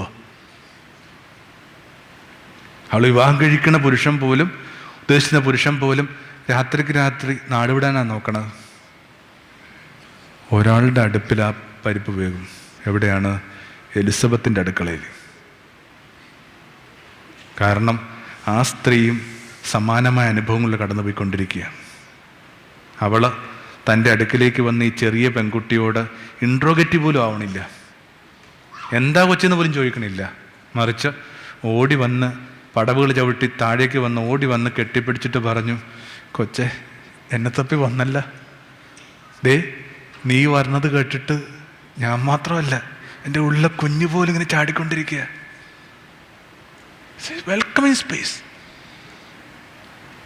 എല്ലാ സംശയങ്ങളിലും എല്ലാ തകർച്ചകളിലും ഒക്കെ നമ്മളെ സ്വാഗതം ചെയ്യുന്ന മനുഷ്യ വല്ലതും ഉണ്ടോ എവിടെങ്കിലും? അവരുടെ പേരാ നദി. Cooling presence. പക്ഷെ ഇതിനകത്ത് കാര്യമായിട്ട് ഇങ്ങനെ വലിയ പണ്ഡിതന്മാരാവണമെന്ന്, വലിയ പുണ്യാന്മാരാവണമെന്ന് പോലും ഇല്ല കേട്ടാ. വെറുതെ പച്ച മനുഷ്യനായിട്ട് ജീവിച്ചാൽ മതി. അത് പച്ച മനുഷ്യൻ. നിങ്ങളെ തേടി മനുഷ്യർ വരും. വെറുതെ ഒരു നാട്ടിൻപുറത്തൊരു സാധാരണ ഉദാഹരണം എടുക്കുക. ഒരു 40 വയസ്സുള്ള സ്ട്രെസ്സുള്ളൊരു വീട്ടമ്മ എടുക്കുക. അവളുടെ പരിഹാരം എപ്പോഴും ഒരു കാര്യമാണ്. എന്താണത്? ഞാൻ വീട്ടിൽ പോയി അമ്മയെ കണ്ടിട്ട് വരട്ടെ. ഇതല്ലേ പറഞ്ഞുകൊണ്ടിരിക്കണം. എല്ലാം ഒതുക്കി വീട്ടിലേക്ക് പോകുന്നു. അവിടെ ഇങ്ങനെ ഒരു പാവപ്പെട്ട സ്ത്രീ ഇങ്ങനെ കൂനിപ്പിടിച്ചിരിപ്പുണ്ട്, വയോധിക. അടുത്ത് ചെന്നിരിക്കണം. എന്തിനാ വന്നെന്ന് പോലും ചോദിക്കണില്ല, കാരണം അവളുടെ വീടാ. അവൾക്ക് ഇഷ്ടമുള്ള ചില ഭക്ഷണമൊക്കെ ഉണ്ട്, അതൊക്കെ ഒന്ന് അമ്മ ചൂടാക്കാനായിട്ട് നോക്കണം. കുറച്ചു നേരം കൂടിയൊക്കെ ചുറ്റിപ്പറ്റി ഇരിക്കുന്ന ഒരു 3 മണിയാകുമ്പോൾ പറയണം, അമ്മ മക്കൾ പള്ളിക്കൂടത്തിൽ നിന്ന് വരാൻ സമയമായി, ഞാൻ പോയിക്കോട്ടെ. ഓ, എന്നിട്ട് തിരക്കുള്ള വണ്ടിയിൽ കമ്പിയിലൊക്കെ തൂങ്ങിപ്പിടിച്ച് തിരിച്ചു വരുമ്പോൾ പോയ സ്ത്രീയല്ല മടങ്ങി വരണം. അവരുടെ ഉള്ളിൽ എന്തോ ഒന്ന് കിനിയുന്നുണ്ട്, ഇങ്ങനെ ആലിപ്പഴം കണക്ക്. കാരണം അവൾ മടങ്ങി വരുന്നത് അവൾക്കറിയാവുന്ന പുഴയോരത്തുനിന്ന്. അതുകൊണ്ടൊക്കെയാണ് ഈ അമ്മമാരൊക്കെ മരിച്ചു പോയി കഴിയുമ്പോൾ ഈ ആൺമക്കൾ തകർന്നതിനൊക്കെ കൊള്ളി പെൺകുട്ടികൾ തകർന്നു പോകണം. അവർക്കിങ്ങനെ പോകാനായിട്ട് ഇടവില്ല. ഇനി വീട്ടിലേക്ക് പോകാൻ കാരണമില്ല. വീട്ടിലേക്കുള്ള വഴിയിൽ ഇനി പുല്ല് മൂടും. അപ്പം 4 ഇതാണ് നിങ്ങളൊരു കൂളിംഗ് മെമ്മറിയാണ്. ഞങ്ങളുടെയൊക്കെ ചെറിയ പ്രായത്തിൽ ഈ ഇത്തിരി വായനയും ഇത്തിരി മാറി നടക്കുകയൊക്കെ ചെയ്യുന്ന ചെറുപ്പക്കാർ പറഞ്ഞുകൊണ്ട് കൊച്ചു വർത്താനം ഉണ്ടായിരുന്നു. അതിങ്ങനെയാണ്, ഫേൺ ഹില്ലിൽ പോകാൻ തോന്നുന്നു. ഫേൺ ഹിൽ എന്ന് പറയുന്ന ഊട്ടിയിലൊരു സ്ഥലമാണ്. ആ സ്ഥലത്തിൻ്റെ പ്രത്യേകതയല്ല, മറിച്ച് അവിടെ ഒരു മനുഷ്യൻ ഉണ്ടായിരുന്നു, ഗുരു നിത്യേതനേതി. വായിച്ചും പഠിച്ചും തൻ്റെ അടുക്കിലേക്ക് വരുന്ന മനുഷ്യരെ ഇങ്ങനെ അങ്ങേയറ്റം വരെ ചെന്നിട്ട് കൈക്ക് പിടിച്ച് കൂട്ടിക്കൊണ്ടുവരികയൊക്കെ ചെയ്തുകൊണ്ടിരുന്ന മനുഷ്യൻ, വയോധികനായ മനുഷ്യൻ. എന്ത് വിഷമം വന്നാലും നമ്മൾ പറയും ഫേൺ ഹില്ലിൽ പോകാൻ തോന്നുന്നു. ഞങ്ങൾ ആരും ഫേൺ ഹില്ലിൽ പോയിട്ടില്ല. എന്നാലും പുതിയൊരു വിഷമം വരെ വീണ്ടും പറയും ഫേൺ ഹില്ലിൽ പോകാൻ തോന്നുന്നു. എവിടെ ഇങ്ങനെ ചില മനുഷ്യർ, നമുക്ക് ചെന്ന് പറയാൻ പറ്റുന്ന മനുഷ്യർ, നമ്മളെ കുറ്റപ്പെടുത്താത്ത മനുഷ്യർ, അക്നോളജ് ചെയ്യണ മനുഷ്യർ, ഇപ്പം എല്ലാവരും സാധ്യ. അങ്ങനെയൊക്കെ നിങ്ങളൊരു നദിയാണെന്ന് വെളിപ്പെട്ട് കിട്ടിക്കഴിയുമ്പോൾ എന്തെങ്കിലുമൊക്കെ കയ്യബദ്ധം പറ്റണ മക്കൾ രാത്രി വണ്ടിക്ക് വീട്ടിലോട്ട് കയറി വരും. എന്നിട്ട് കാൽച്ചോട്ടിൽ ഇങ്ങനെ ചുരുണ്ടുകൂടി ഇരുന്നിട്ട് പറയും, അപ്പാ അപ്പാ. ആ വിളിക്കാത്ത എല്ലാം ഉണ്ട്. എന്തിനാണെന്ന് പോലും നിങ്ങൾ ചോദിക്കണില്ല, എന്താ പറ്റുന്ന പോലും ചോദിക്കണില്ല.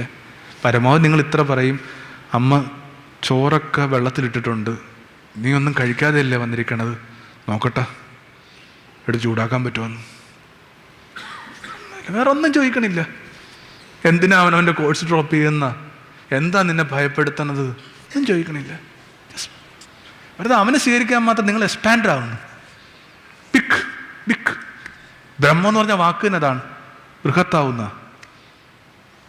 മനുഷ്യനെ സ്വീകരിക്കുമ്പോഴാണ് മനുഷ്യ ബ്രഹ്മമാണ്. Accept people. എന്ത് പാളിച്ചകൾക്ക് ശേഷവും പിന്നെ ഇങ്ങനെ സ്വീകരിക്കാൻ പറ്റുന്ന വലിപ്പം ഉണ്ടാക്കിയെടുക്കുക. അപ്പോഴാണ് ഇങ്ങനെ മനുഷ്യർ തണുപ്പിക്കണ മനുഷ്യരാണ്. അപ്പം അതിൻ്റെ ഒരു 4ാമത്തെ വിചാരം. 5ാമതായിട്ട് എങ്ങോട്ടാ ഓരോരുത്തരും പോണം? Where are we heading towards? കൂട്ടി കുറച്ച് ഹരിച്ച് കഴിയുമ്പോൾ 30,000 ദിവസങ്ങളുടെ കേസ് കേട്ടാ ജീവിതം. 80നെ 365 ഉണിക്കുമ്പോൾ അത്രയും പോലും കിട്ടണില്ല കേട്ടോ. പിന്നെ നല്ലൊരു ദിവസമായിട്ട് ഇത്തിരി കൂട്ടി പറഞ്ഞെന്നൊക്കെ ഉള്ളൂ. 30,000 രൂപയെന്ന് പറയണത് നിങ്ങളൊരു കുട്ടിയെ പഠിപ്പിക്കാൻ നോക്കിക്കഴിഞ്ഞാൽ അവൻ്റെ സെമസ്റ്റർ ഫീ പോലുമല്ല. 30,000 ഡേയ്സിൻ്റെ അക്കൗണ്ട് ബുക്ക് വിട്ടുകൊണ്ടുള്ള കളിയാണ്. കുറച്ചുകൂടി ശ്രദ്ധിക്കണം എന്നല്ലേ. And what will happen to me after spending this 30,000 days? അതിനുശേഷം എനിക്ക് എന്തെങ്കിലുമൊക്കെ നിലനിൽപ്പുണ്ടാവുക? ഈ പുണ്യവന്മാരെ കണക്ക് ഏതോ കാലത്ത് ജീവിച്ചിരുന്ന മനുഷ്യരൊക്കെ നമുക്കെങ്ങനെ പ്രിയപ്പെട്ടതായി മാറിയത്? അവരെങ്ങനെ ജീവിച്ചിരിക്കുന്നൊക്കെ സജീവരായത്? അല്ല, ജീവിച്ചിരിക്കുന്നവരൊക്കെ സജീവരല്ല അവർ. എന്തെങ്കിലും വിഷമം വരുമ്പോൾ നമുക്കറിയാം ഈ ജീവിക്കുന്നവരെക്കാൾ സജീവർ മരിച്ചവരാണ്. ദുസ്വപ്നം കണ്ട് ഞെട്ടി എണീക്കുന്ന എല്ലാ പുരുഷന്മാരും സ്ത്രീകളൊക്കെ വിളിക്കുന്നത് അമ്മയെന്നും പറഞ്ഞുകൊണ്ടാണ്. അയാളുടെ പേരോ അവളുടെ പേരോ വിളിക്കാത്ത എന്താ കാര്യം? അതിൽ തന്നെ വേറൊരു ദുർസ്വപ്നം. അത്രയേ ഉള്ളൂ. Dead are more alive than the living. Dead are more alive than the living. അവിടെയാണ് സുവിശേഷം അവസാനിക്കുന്നത്. നിങ്ങൾ എന്തിനാണ് ജീവിക്കുന്നവനെ മരിച്ചവരുടെ ഇടയിൽ തപ്പണം? അപ്പം അങ്ങനെ എന്തെങ്കിലും ഒരു സംഭവം ഉണ്ടോ? ഒരു കേസ് കെട്ട് ഉണ്ടെങ്കിൽ അതിലേക്ക് എത്ര ശ്രദ്ധിച്ചിട്ടുണ്ട്? ഉണ്ടെങ്കിൽ അത്രയൊക്കെ ഓർത്താൽ മതി. ഉണ്ടെന്നൊക്കെ ഉള്ള വിചാരത്തിലാണ് ഇതൊക്കെ ഓടിച്ചുകൊണ്ടിരിക്കണം. What will happen to me after spending this 30,000 days? എങ്ങടാ ഒഴുകണം? നദികളെ ശ്രദ്ധിക്കുകയും പഠിക്കുകയും ചെയ്യുന്നവർക്കറിയാം, ഒരു പാതി വഴി കഴിയുമ്പോൾ നദിയുടെ ഇങ്ങനെ അദ്ദേഹം പറഞ്ഞ കണക്കിന് രുദ്രമാവും. ഭയങ്കര ഇങ്ങനെ അത് തുടക്കത്തിൽ വളരെ കിളുന്താന്നേ. ഗംഗയൊക്കെ തുടങ്ങണം കാണണം, അതിങ്ങനെ കിളുന്തായിട്ടാണ് തുടങ്ങണം. അതിങ്ങനെ പല നാടുകളിലൂടെ ഒഴുകി ഒഴുകി ഒഴുകി അതിങ്ങനെ ബംഗാളിലോട്ട് വരുമ്പോൾ അവിടെ അതിനെ വിളിക്കുന്ന വാക്ക് ഹുഗ്ലി എന്നാ, പേരും മാറുന്നുണ്ട്. അപ്പോഴൊക്കെ ഇതിങ്ങനെ കുത്തി ഒഴുകണം, കാരണം പതിക്കാൻ പോവുക.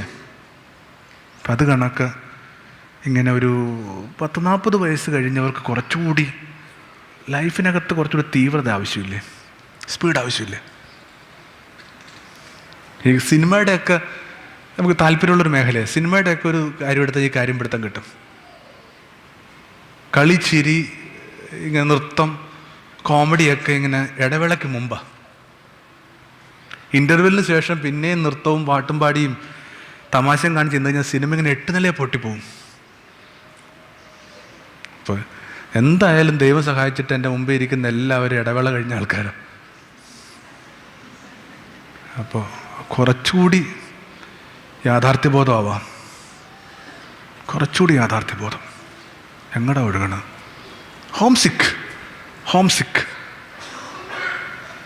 എല്ലാവർക്കും ഇതൊരു ഹോം സിക്കുള്ള ആൾക്കാരല്ലേ? കുറച്ചുകൂടി ഹോം സിക്കായ നല്ലതാ.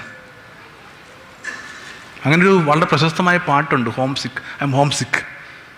കൂട്ടുകാരൻ മരിച്ചപ്പോൾ പാടണ ഒരു ആള്. അപ്പം അതിനകത്ത് പറയുന്നത് ഇങ്ങനെയാണ്: നീ മരിച്ചെന്നോർത്തിട്ടല്ല എൻ്റെ സങ്കടം, മറിച്ച് നീ ഇപ്പോൾ ഉണ്ടെന്ന് കരുതുന്ന ഇടത്തിലേക്ക് എത്താനായിട്ട് എനിക്ക് എത്ര നാൾ കൂടി കാത്തിരിക്കണം ഓർത്തിട്ട് എൻ്റെ സങ്കടം.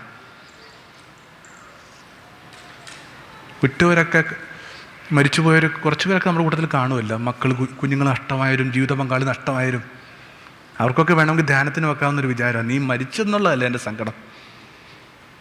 കാരണം നീ എവിടെ ഉണ്ടെന്ന് ഞങ്ങൾക്കറിയാം. പക്ഷെ അവിടേക്ക് എത്താനായിട്ട് how long I had to wait, how long, എത്ര കാലം എനിക്കിങ്ങനെ വെയിറ്റ് ചെയ്യണം എന്നുള്ള. സോ 5-ാം പാട് അത് തന്നെ, ഹോം സിക്ക്. എങ്ങടെ ഓരോരുത്തരും ഒഴുകണം? എസ്കറ്റോളജിക്കൽ പീപ്പിൾ എന്നൊക്കെ നമ്മൾ വിളിക്കുന്നത്. Eschatological people, are we truly that? ഒരാളെക്കുറിച്ച് ഞാൻ കേട്ടൊരു കാര്യമാണ്, ലോകത്ത് ആരെക്കുറിച്ചും പറയാൻ പാടില്ലാത്ത ഏറ്റവും മോശപ്പെട്ട കാര്യം. പൊതുവായ ഒരു ചങ്ങാതിയെ പരാമർശിച്ചുകൊണ്ട് ഒരാളുടെ അടുത്ത് പറഞ്ഞു, അച്ഛാ, ഇതിനപ്പുറത്തേക്ക് എന്തെങ്കിലും ഉണ്ടെന്ന് തോന്നൽ തരുന്ന ഒരാളല്ല അയാൾ. ഇതിനപ്പുറത്തേക്ക് എന്തെങ്കിലും ഉണ്ടെന്ന് തോന്നൽ തരുന്ന ഒരാളല്ല അയാൾ. കുറച്ച് എഴുത്തിൻ്റെയും വായനയുടെയും ഒക്കെ അസ്കിത ഉള്ളതുകൊണ്ട് പറയണതല്ല, അക്ഷരാർത്ഥത്തിൽ എൻ്റെ ശരീരം വിറക്കാൻ തുടങ്ങി. ഒരു കൈ കൊണ്ട് വേറെ കൈ പിടിച്ചിട്ട് ഇങ്ങനെ കൈ വിറച്ചുകൊണ്ടിരിക്കുക. അത് അയാളെ ഓർത്തിട്ടല്ല. അന്ന് തൊട്ട് ഞാൻ എൻ്റെ മനസ്സിനോട് ചോദിക്കുന്നൊരു കുഞ്ഞു ചോദ്യമുണ്ട്, ബോബി, ഇതിനപ്പുറത്തേക്ക് എന്തെങ്കിലും ഉണ്ടെന്ന് തോന്നൽ തരുന്ന ഒരാളാണോ നീ? അത് ഞാൻ സ്നേഹപൂർവ്വം നിങ്ങൾക്കും വിട്ടു തരിക.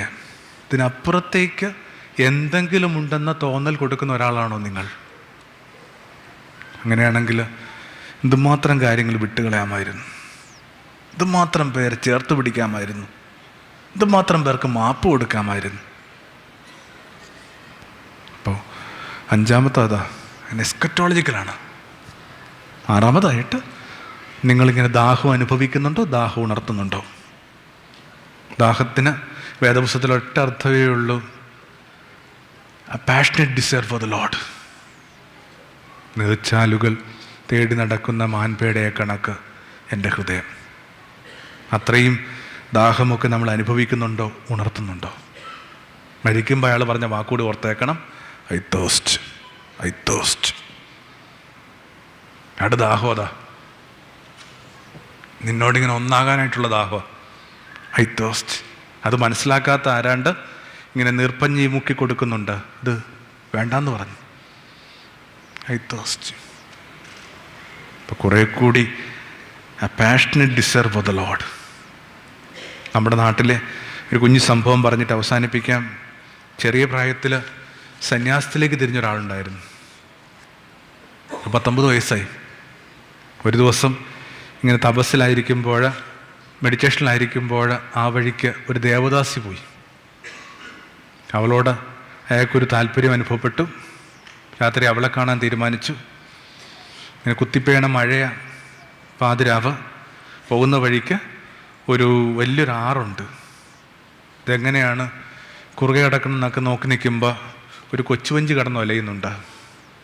വലിച്ചടിച്ചു തുഴഞ്ഞ് മറുകര എത്തി. എന്നിട്ട് ഈ വഞ്ചിയെ അതിൻ്റെ പാട്ടിന് തള്ളിവിടുമ്പോൾ പേടിച്ചു പോയി. കൈ ഉള്ളിലോട്ട് കയറിപ്പോയി, കൈ വലിച്ചു.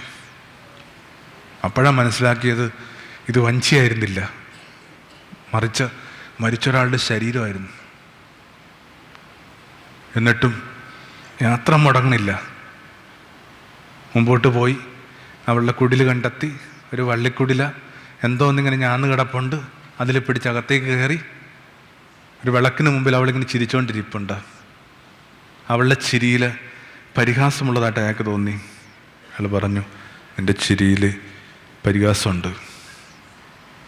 അവൾ പറഞ്ഞു, ആചാര്യ, എനിക്കെല്ലാം കാണാൻ പറ്റുന്നുണ്ടായിരുന്നു. കഴിഞ്ഞ രാത്രിയിൽ കുത്തിയൊഴുകുന്ന പുഴ മുറിച്ച് കടക്കുവാൻ അങ്ങ് കണ്ടെത്തിയത് മരിച്ചവൻ്റെ ശരീരം, കടത്തുവഞ്ചി നനച്ചത്. അതെ, ഇനി പുറത്തോട്ട് നോക്കാൻ പറഞ്ഞു. അപ്പോൾ ഒരു മിന്നലുണ്ടായി. അപ്പോൾ കണ്ടു വള്ളിയെന്ന് പിടിച്ച് കയറിയത് കൊടിയ വിഷമുള്ള പാമ്പ്. അപ്പോൾ ഒരു പരിഹാസമില്ലാതെ ആ സ്ത്രീ പറഞ്ഞു, ആചാര്യ, എന്നോട് തോന്നിയ പ്രേമം കൊണ്ട് ഇതൊന്നും അങ്ങേ അപായപ്പെടുത്തിയില്ല. അങ്ങനെയെങ്കിൽ ഈ രാത്രിയിൽ അങ്ങേക്ക് എന്നോട് തോന്നിയ പ്രേമത്തിൻ്റെ 10,000-1 അങ്ങ് ചെറിയ പ്രായം തൊട്ടേ എന്തിനു നമസ്കരിച്ചാണോ ജീവിക്കുന്നത് ആ ചൈതന്യത്തോട് അനുഭവപ്പെട്ടിരുന്നെങ്കിൽ അങ്ങ് എന്നെ പരമപദം പോകിയേനെ, എന്നെ പരമപദം പോകിയേനെ. അപ്പം മിന്നലുണ്ടായതാകത്ത. ആ മിന്നലിലാണ് നമ്മുടെ ദേശത്തൊരു ആചാര്യനായ വില്ലുമംഗലം രൂപപ്പെട്ടത്. വില്ലുമംഗലം ഒരു പ്രണയത്തിൽ, ഒരു സൗഹൃദത്തിൽ, പിന്നെ പരിണയത്തിൽ, പാരൻറ്റിങ്ങിലൊക്കെ നമ്മൾ ഇൻവെസ്റ്റ് ചെയ്യുന്ന എനർജിയുടെ 10,000-1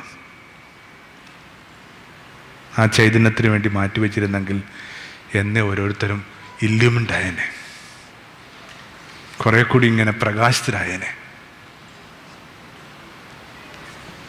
അതാണ് ആറാമത്തത്. എത്ര അഗാധമായിട്ട് ഞാൻ ആ ചൈതന്യത്തെ കാക്ഷിക്കുന്നുണ്ട്. കണ്ട വിചാരങ്ങളെ വേഗത്തിലൊന്ന് ക്രോഡീകരിക്കുകയാണ്. ഒരു ആംഹ വിചാരം ഇതായിരുന്നു, faith in Jesus and faith of Jesus. യേശുള്ള വിശ്വാസം 1-ാം ചുവടാണ്. മുമ്പോട്ട് പോകേണ്ടവരെ പതുക്കെ 2-ാം ചുവട് ചവിട്ടണം. എന്താണത്? Faith of Jesus. യേശു എന്താണ് ആഗ്രഹിച്ചത്? അയാളുടെ മൈൻഡ് എന്താണ് നമ്മളോട് ആവശ്യപ്പെടുന്നത്? അത്തരമൊരു വിചാരത്തിൽ നമ്മളൊരു കാര്യം ഒന്ന് എടുത്തു കാണുകയായിരുന്നു. വിശ്വസിക്കുന്ന നമുക്കെന്താകാൻ പറ്റും? നദിയാകാനായിട്ട് പറ്റും. എങ്ങനെയാണ് ഈ നദി ഉണ്ടാവുന്നത്? when you are so certain that you are being so passionately loved. അഗാധമായിട്ട് സ്നേഹിക്കപ്പെടുന്ന അറിവിനകത്തു നിന്നാണ് ഈ ഈർപ്പൊക്കെ ഉണ്ടാവണം. ഇവിടെ ഇരുന്നുകൊണ്ട് വെറുതെ ഓർത്താൽ മതി എന്നേ. വിശേഷിച്ചും സ്ത്രീകളൊക്കെ ഉണ്ട്. വിഷമം പിടിച്ചൊരു കാര്യമാണ് പറയുന്നത്. എന്തെങ്കിലും കാരണങ്ങൾ കൊണ്ട് കുഞ്ഞുങ്ങളെയൊക്കെ, ചെറിയ കുഞ്ഞുങ്ങളെയൊക്കെ വീട്ടിലിട്ടിട്ട് വന്ന അമ്മമാരി കൂട്ടരുണ്ടെന്ന് വിചാരിക്കുക. വെറുതെ ഇരുന്ന് കുഞ്ഞുങ്ങളെ ഓർക്കാവോ പള്ളിയിലിരുന്ന് പെട്ടെന്ന് ഇങ്ങനെ നെഞ്ച് തന്നെയാണ്. സ്നേഹം മനുഷ്യനിങ്ങനെ ഈർപ്പമുള്ളതാക്കി മാറ്റണം. അങ്ങനെയാണ് മനുഷ്യനിങ്ങനെ അടിമുടി ഈർപ്പമുള്ളതായിട്ട് ജീവിക്കണം. അപ്പം ആ ഈർപ്പത്തിലായിരിക്കുക. സ്പിരിച്വാലിറ്റി എന്ന് പറഞ്ഞാൽ അത്രയേ ഉള്ളന്നേ. കുഞ്ഞു കേസ് കേട്ടെ സ്പിരിച്വാലിറ്റി എന്ന് പറയണത്. ഒരാൾ അനുഭവിക്കുന്ന അടിമുടിയുള്ള ഈർപ്പം, ഇത്രയേ ഉള്ളൂ സ്പിരിച്വാലിറ്റി. ബാക്കിയൊക്കെ അതിൻ്റെ കെട്ടുകാഴ്ചകളാണ്. കൊണ്ടേ കൊള്ളാം, ഇല്ലെങ്കിലും കുഴപ്പമൊന്നുമില്ല. ഒരടിസ്ഥാന ഈർപ്പം. നമ്മൾ റിലീജിയോസിറ്റിയെക്കുറിച്ച് പറയുമ്പോൾ ഇതൊക്കെ തർക്ക വിഷയമാവട്ടെ. നമ്മൾ പറഞ്ഞുകൊണ്ടിരിക്കുന്ന സ്പിരിച്വാലിറ്റിയെക്കുറിച്ചാണ്. യേശു തർക്കിച്ചിട്ടുള്ളത് ആകപ്പാടെ അക്കാലത്ത് റിലീജിയോസിറ്റിയോട് മാത്രമോ, വേറെ ആരോടും തർക്കിച്ചിട്ടില്ല. അവിടെ ഓർത്താന്നല്ല, ഇത് കുറേ ഡീപ്പറായൊരു സംഭവം. അപ്പം ആ നനവിലായിരിക്കുക എന്നുള്ള ഒരു 6 കാര്യങ്ങളാണ് സ്വയം നദിയാണോ ഇല്ലെന്ന് തിരിച്ചറിയാനായിട്ട് നമ്മൾ കണ്ടൊരു ചെക്ക് ലിസ്റ്റ്. 1, ഒഴുകണുണ്ട. 2, സ്വീകരിക്കണുണ്ട്. വിളമ്പിയത് ഭക്ഷിക്കുന്നുണ്ടോ. 3, ശുദ്ധീകരിക്കണുണ്ടോ. 4, തണുപ്പിക്കണുണ്ടോ. 5, എങ്ങടെ ഓരോരുത്തരും ഒഴുകണ. ടെലോയിസ്, ഒരു പർപ്പസ് ഉണ്ട് ആ ജീവിതത്തിന്. അതാ ഇങ്ങനെ ഓരോ ദിവസവും മറ്റൊരു ദിവസത്തിൻ്റെ സിറോസ്കോപ്പി ആയിട്ട് അങ്ങോട്ട് റിട്ടയർ ചെയ്യും വരെ ജീവിച്ചാൽ മതിയാ? ആരോഗ്യമൊക്കെ പോണവരെ വൈ ആം ഐ ഹിയർ? ഞാൻ എന്തിനാ ഇങ്ങനെ? അവസാനമായിട്ട് നിങ്ങൾ ആ ദാഹം അനുഭവിക്കുന്നുണ്ടോ, ഉണർത്തുന്നുണ്ടോ? മരിച്ചിട്ടും അവൻ്റെ ചങ്കിൽ നിന്ന് പിന്നെയും രക്തവും ജലമൊഴുകി. അതിന് നമസ്കരിച്ച് നമുക്ക് അവസാനിപ്പിക്കാം. മരിച്ചിട്ടും അവൻ്റെ ചങ്കിൽ നിന്ന് പിന്നെയും രക്തവും ജലമൊഴുകി. ഞാൻ വിചാരിക്കുന്നു നമ്മൾ നേരത്തെ പറഞ്ഞ മാഗി മിക്കവാറും ആ വചനങ്ങളെ ആയിരിക്കും ധ്യാനിച്ചിട്ടുണ്ടാവുക. മരിച്ചിട്ടും അവൻ്റെ ചങ്കിൽ നിന്ന് പിന്നെയും രക്തവും ജലമൊഴുകി. അതിനെയൊക്കെ ഒത്തിരി ശാസ്ത്രീയമായിട്ട് വിശദീകരിക്കുന്ന പുസ്തകങ്ങളുണ്ട്. ഇപ്പം ഞാൻ വായിച്ചുകൊണ്ടിരിക്കുന്ന ഒരു പുസ്തകം തന്നെ അതിനെ വിശദീകരിക്കാനുള്ള ശ്രമമോ. പക്ഷേ ഇതിനകത്ത് ശാസ്ത്രത്തിൻ്റെ കഥയൊന്നുമില്ലെന്നേ. മനുഷ്യൻ്റെ ഏറ്റവും നല്ല സങ്കല്പം മരിച്ചിട്ട് ഒഴുകിക്കൊണ്ടേയിരിക്കുക. എത്ര കാലമായി? പുണ്യവാൻ്റെ പെരുന്നാളാണല്ലോ.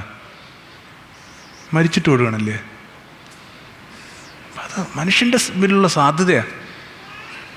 മരിച്ചാലും നമ്മളെ വലം ചുറ്റിയപ്പോൾ, ജീവിച്ചാലും മരിച്ചാലും ഒക്കെ ഇങ്ങനെ ഒഴുകിക്കൊണ്ടിരിക്കുക എന്നുള്ളത് തന്നെയാണ് പ്രധാനം. അവൻ കണ്ടവൻ തന്നെയാണ് സാക്ഷ്യപ്പെടുത്തുന്നത്. അവൻ്റെ സാക്ഷ്യം സത്യമാണ്. ലോകത്തോട് മനുഷ്യർക്ക് പറയാവുന്ന ഏറ്റവും നല്ല സാക്ഷ്യം ഇതാണ്: അയാൾ ജീവിച്ചിരുന്നപ്പോഴും മരിച്ചപ്പോഴും നദി തന്നെയായിരുന്നു. വർഷങ്ങൾക്ക് ശേഷം നിങ്ങളെ കണ്ട നിങ്ങളുടെ മക്കൾ പറയും, അപ്പ ജീവിച്ചിരുന്നപ്പോഴും കടന്നുപോയതിനു ശേഷവും ഒഴുകിക്കൊണ്ടേയിരുന്നു. അത് കണ്ടവൻ തന്നെയാണ് സാക്ഷ്യപ്പെടുത്തുന്നത്. അവൻ്റെ സാക്ഷ്യം സത്യമാണ്. മനുഷ്യരെക്കുറിച്ച് പറയാവുന്ന ഏറ്റവും നല്ല സാക്ഷ്യം അതാണ്. അയാൾ പിന്നെയും ഒഴുകിക്കൊണ്ടിരുന്നു. ആമേൻ. അത് പ്രാർത്ഥിക്കാം. ഒരു കുഞ്ഞു പ്രാർത്ഥന മാത്രം മനസ്സിലേക്ക് കൊണ്ടുവരാം. നദിയാക്കണമേ, ഞാൻ വിശ്വസിക്കുന്നു, എൻ്റെ പ്രാണനെ നദിയാക്കണമേ. ഇമ്മീഡിയറ്റ് ഫാമിലി ഓർമ്മിക്കുമ്പോൾ നമുക്കൊരു കണ്ണീര് വരുന്നുണ്ടോ? അത് തന്നെ നദിയാണെന്നുള്ളതിൻ്റെ അടയാളം. കൂടെ പാർക്കുന്ന സ്ത്രീ, ഒക്കത്തെ കുഞ്ഞുങ്ങൾ, വയോധികരായ മാതാപിതാക്കന്മാർ, ഇവരെയൊക്കെ ഓർക്കുമ്പോൾ ഒരു നനവ് വരുന്നുണ്ടെങ്കിൽ ഓർത്തോളൂ, നദിയാ. കർത്താവായ യേശുവേ, ഞാൻ വിശ്വസിക്കുന്നു, എൻ്റെ പ്രാണനെയും നദിയാക്കണമേ. കർത്താവായ യേശുവേ, ഞാൻ വിശ്വസിക്കുന്നു, എൻ്റെ പ്രാണനെയും നദിയാക്കണമേ. ഒഴുകാനും സ്വീകരിക്കാനും വിശുദ്ധീകരിക്കാനും തണുപ്പിക്കാനും ദാഹമനുഭവിക്കാനും ഒടുവിൽ അങ്ങെന്ന ദയാസാഗരത്തിൽ ലയിക്കാനും എന്നെയും പഠിപ്പിക്കണമേ. കർത്താവായ യേശുവേ, ഞാൻ വിശ്വസിക്കുന്നു, എൻ്റെ പ്രാണനെയും നദിയാക്കണമേ. ആണും പെണ്ണുമൊക്കെ ഇങ്ങനെ നദിയാകും എന്നുള്ള സങ്കല്പമുണ്ട് ഗുരുക്കന്മാർക്ക്. രാമകൃഷ്ണ പരമമുസ്ലിമൊക്കെ ആയിട്ട് ബന്ധപ്പെട്ട നമ്മൾ വായിക്കുന്നുണ്ട്. വാർദ്ധക്യത്തിൽ ആ മനുഷ്യൻ്റെ നെഞ്ചിൽ നിന്ന് പാലൊഴുകുമായിരുന്നു. നമുക്ക് ഒരുമിച്ച് പ്രാർത്ഥിക്കാം. കർത്താവായ ഈശോയെ, പകൽ മേഘമായും രാത്രി അഗ്നിയായും അവിടുത്തെ സ്നേഹം കൊണ്ട് ഇവരെ സദാ പൊതിയണമേ. പകൽ മേഘമായും രാത്രി അഗ്നിയായും അവിടുത്തെ സ്നേഹം കൊണ്ട് ഇവരെ സദാ പൊതിയണമേ. ആമേൻ. ലോകത്തെ ഏറ്റവും നല്ല വാക്കുകളിലൊന്ന് നമ്മുടെ നാട്ടിൽ നിന്നാണ്. നമസ്തേ എന്ന് പറഞ്ഞ വാക്കാണ്. എന്താ വാക്കിൻ്റെ അർത്ഥം? എൻ്റെ ഉള്ളിലെ ദൈവാംശം നിൻ്റെ ഉള്ളിലെ ദൈവാംശത്തെ തിരിച്ചറിയുന്നുണ്ട്. The divine in me salute the divine in you. നമ്മൾ അത്രയും ആത്മാർത്ഥമായിട്ടും സത്യസന്ധമായിട്ടും ഒക്കെ ഒരാൾ നമസ്തേ പറയാമെന്ന് വിചാരിക്കുക. നടന്നുകൊണ്ടിരിക്കുന്നൊരു കാര്യമുണ്ട്. നിങ്ങൾ ആർക്ക് നമസ്തേ പറയുന്നു അയാളുടെ കണ്ണ് നിറയും.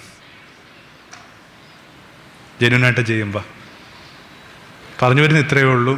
ഒരു നമസ്തേ കൊണ്ട് പോലും നമുക്ക് പുറത്തു കൊണ്ടുവരാൻ പറ്റുന്ന നനവുമായിട്ട് ആ മനുഷ്യൻ നടക്കണം. സോ നമസ്തേ.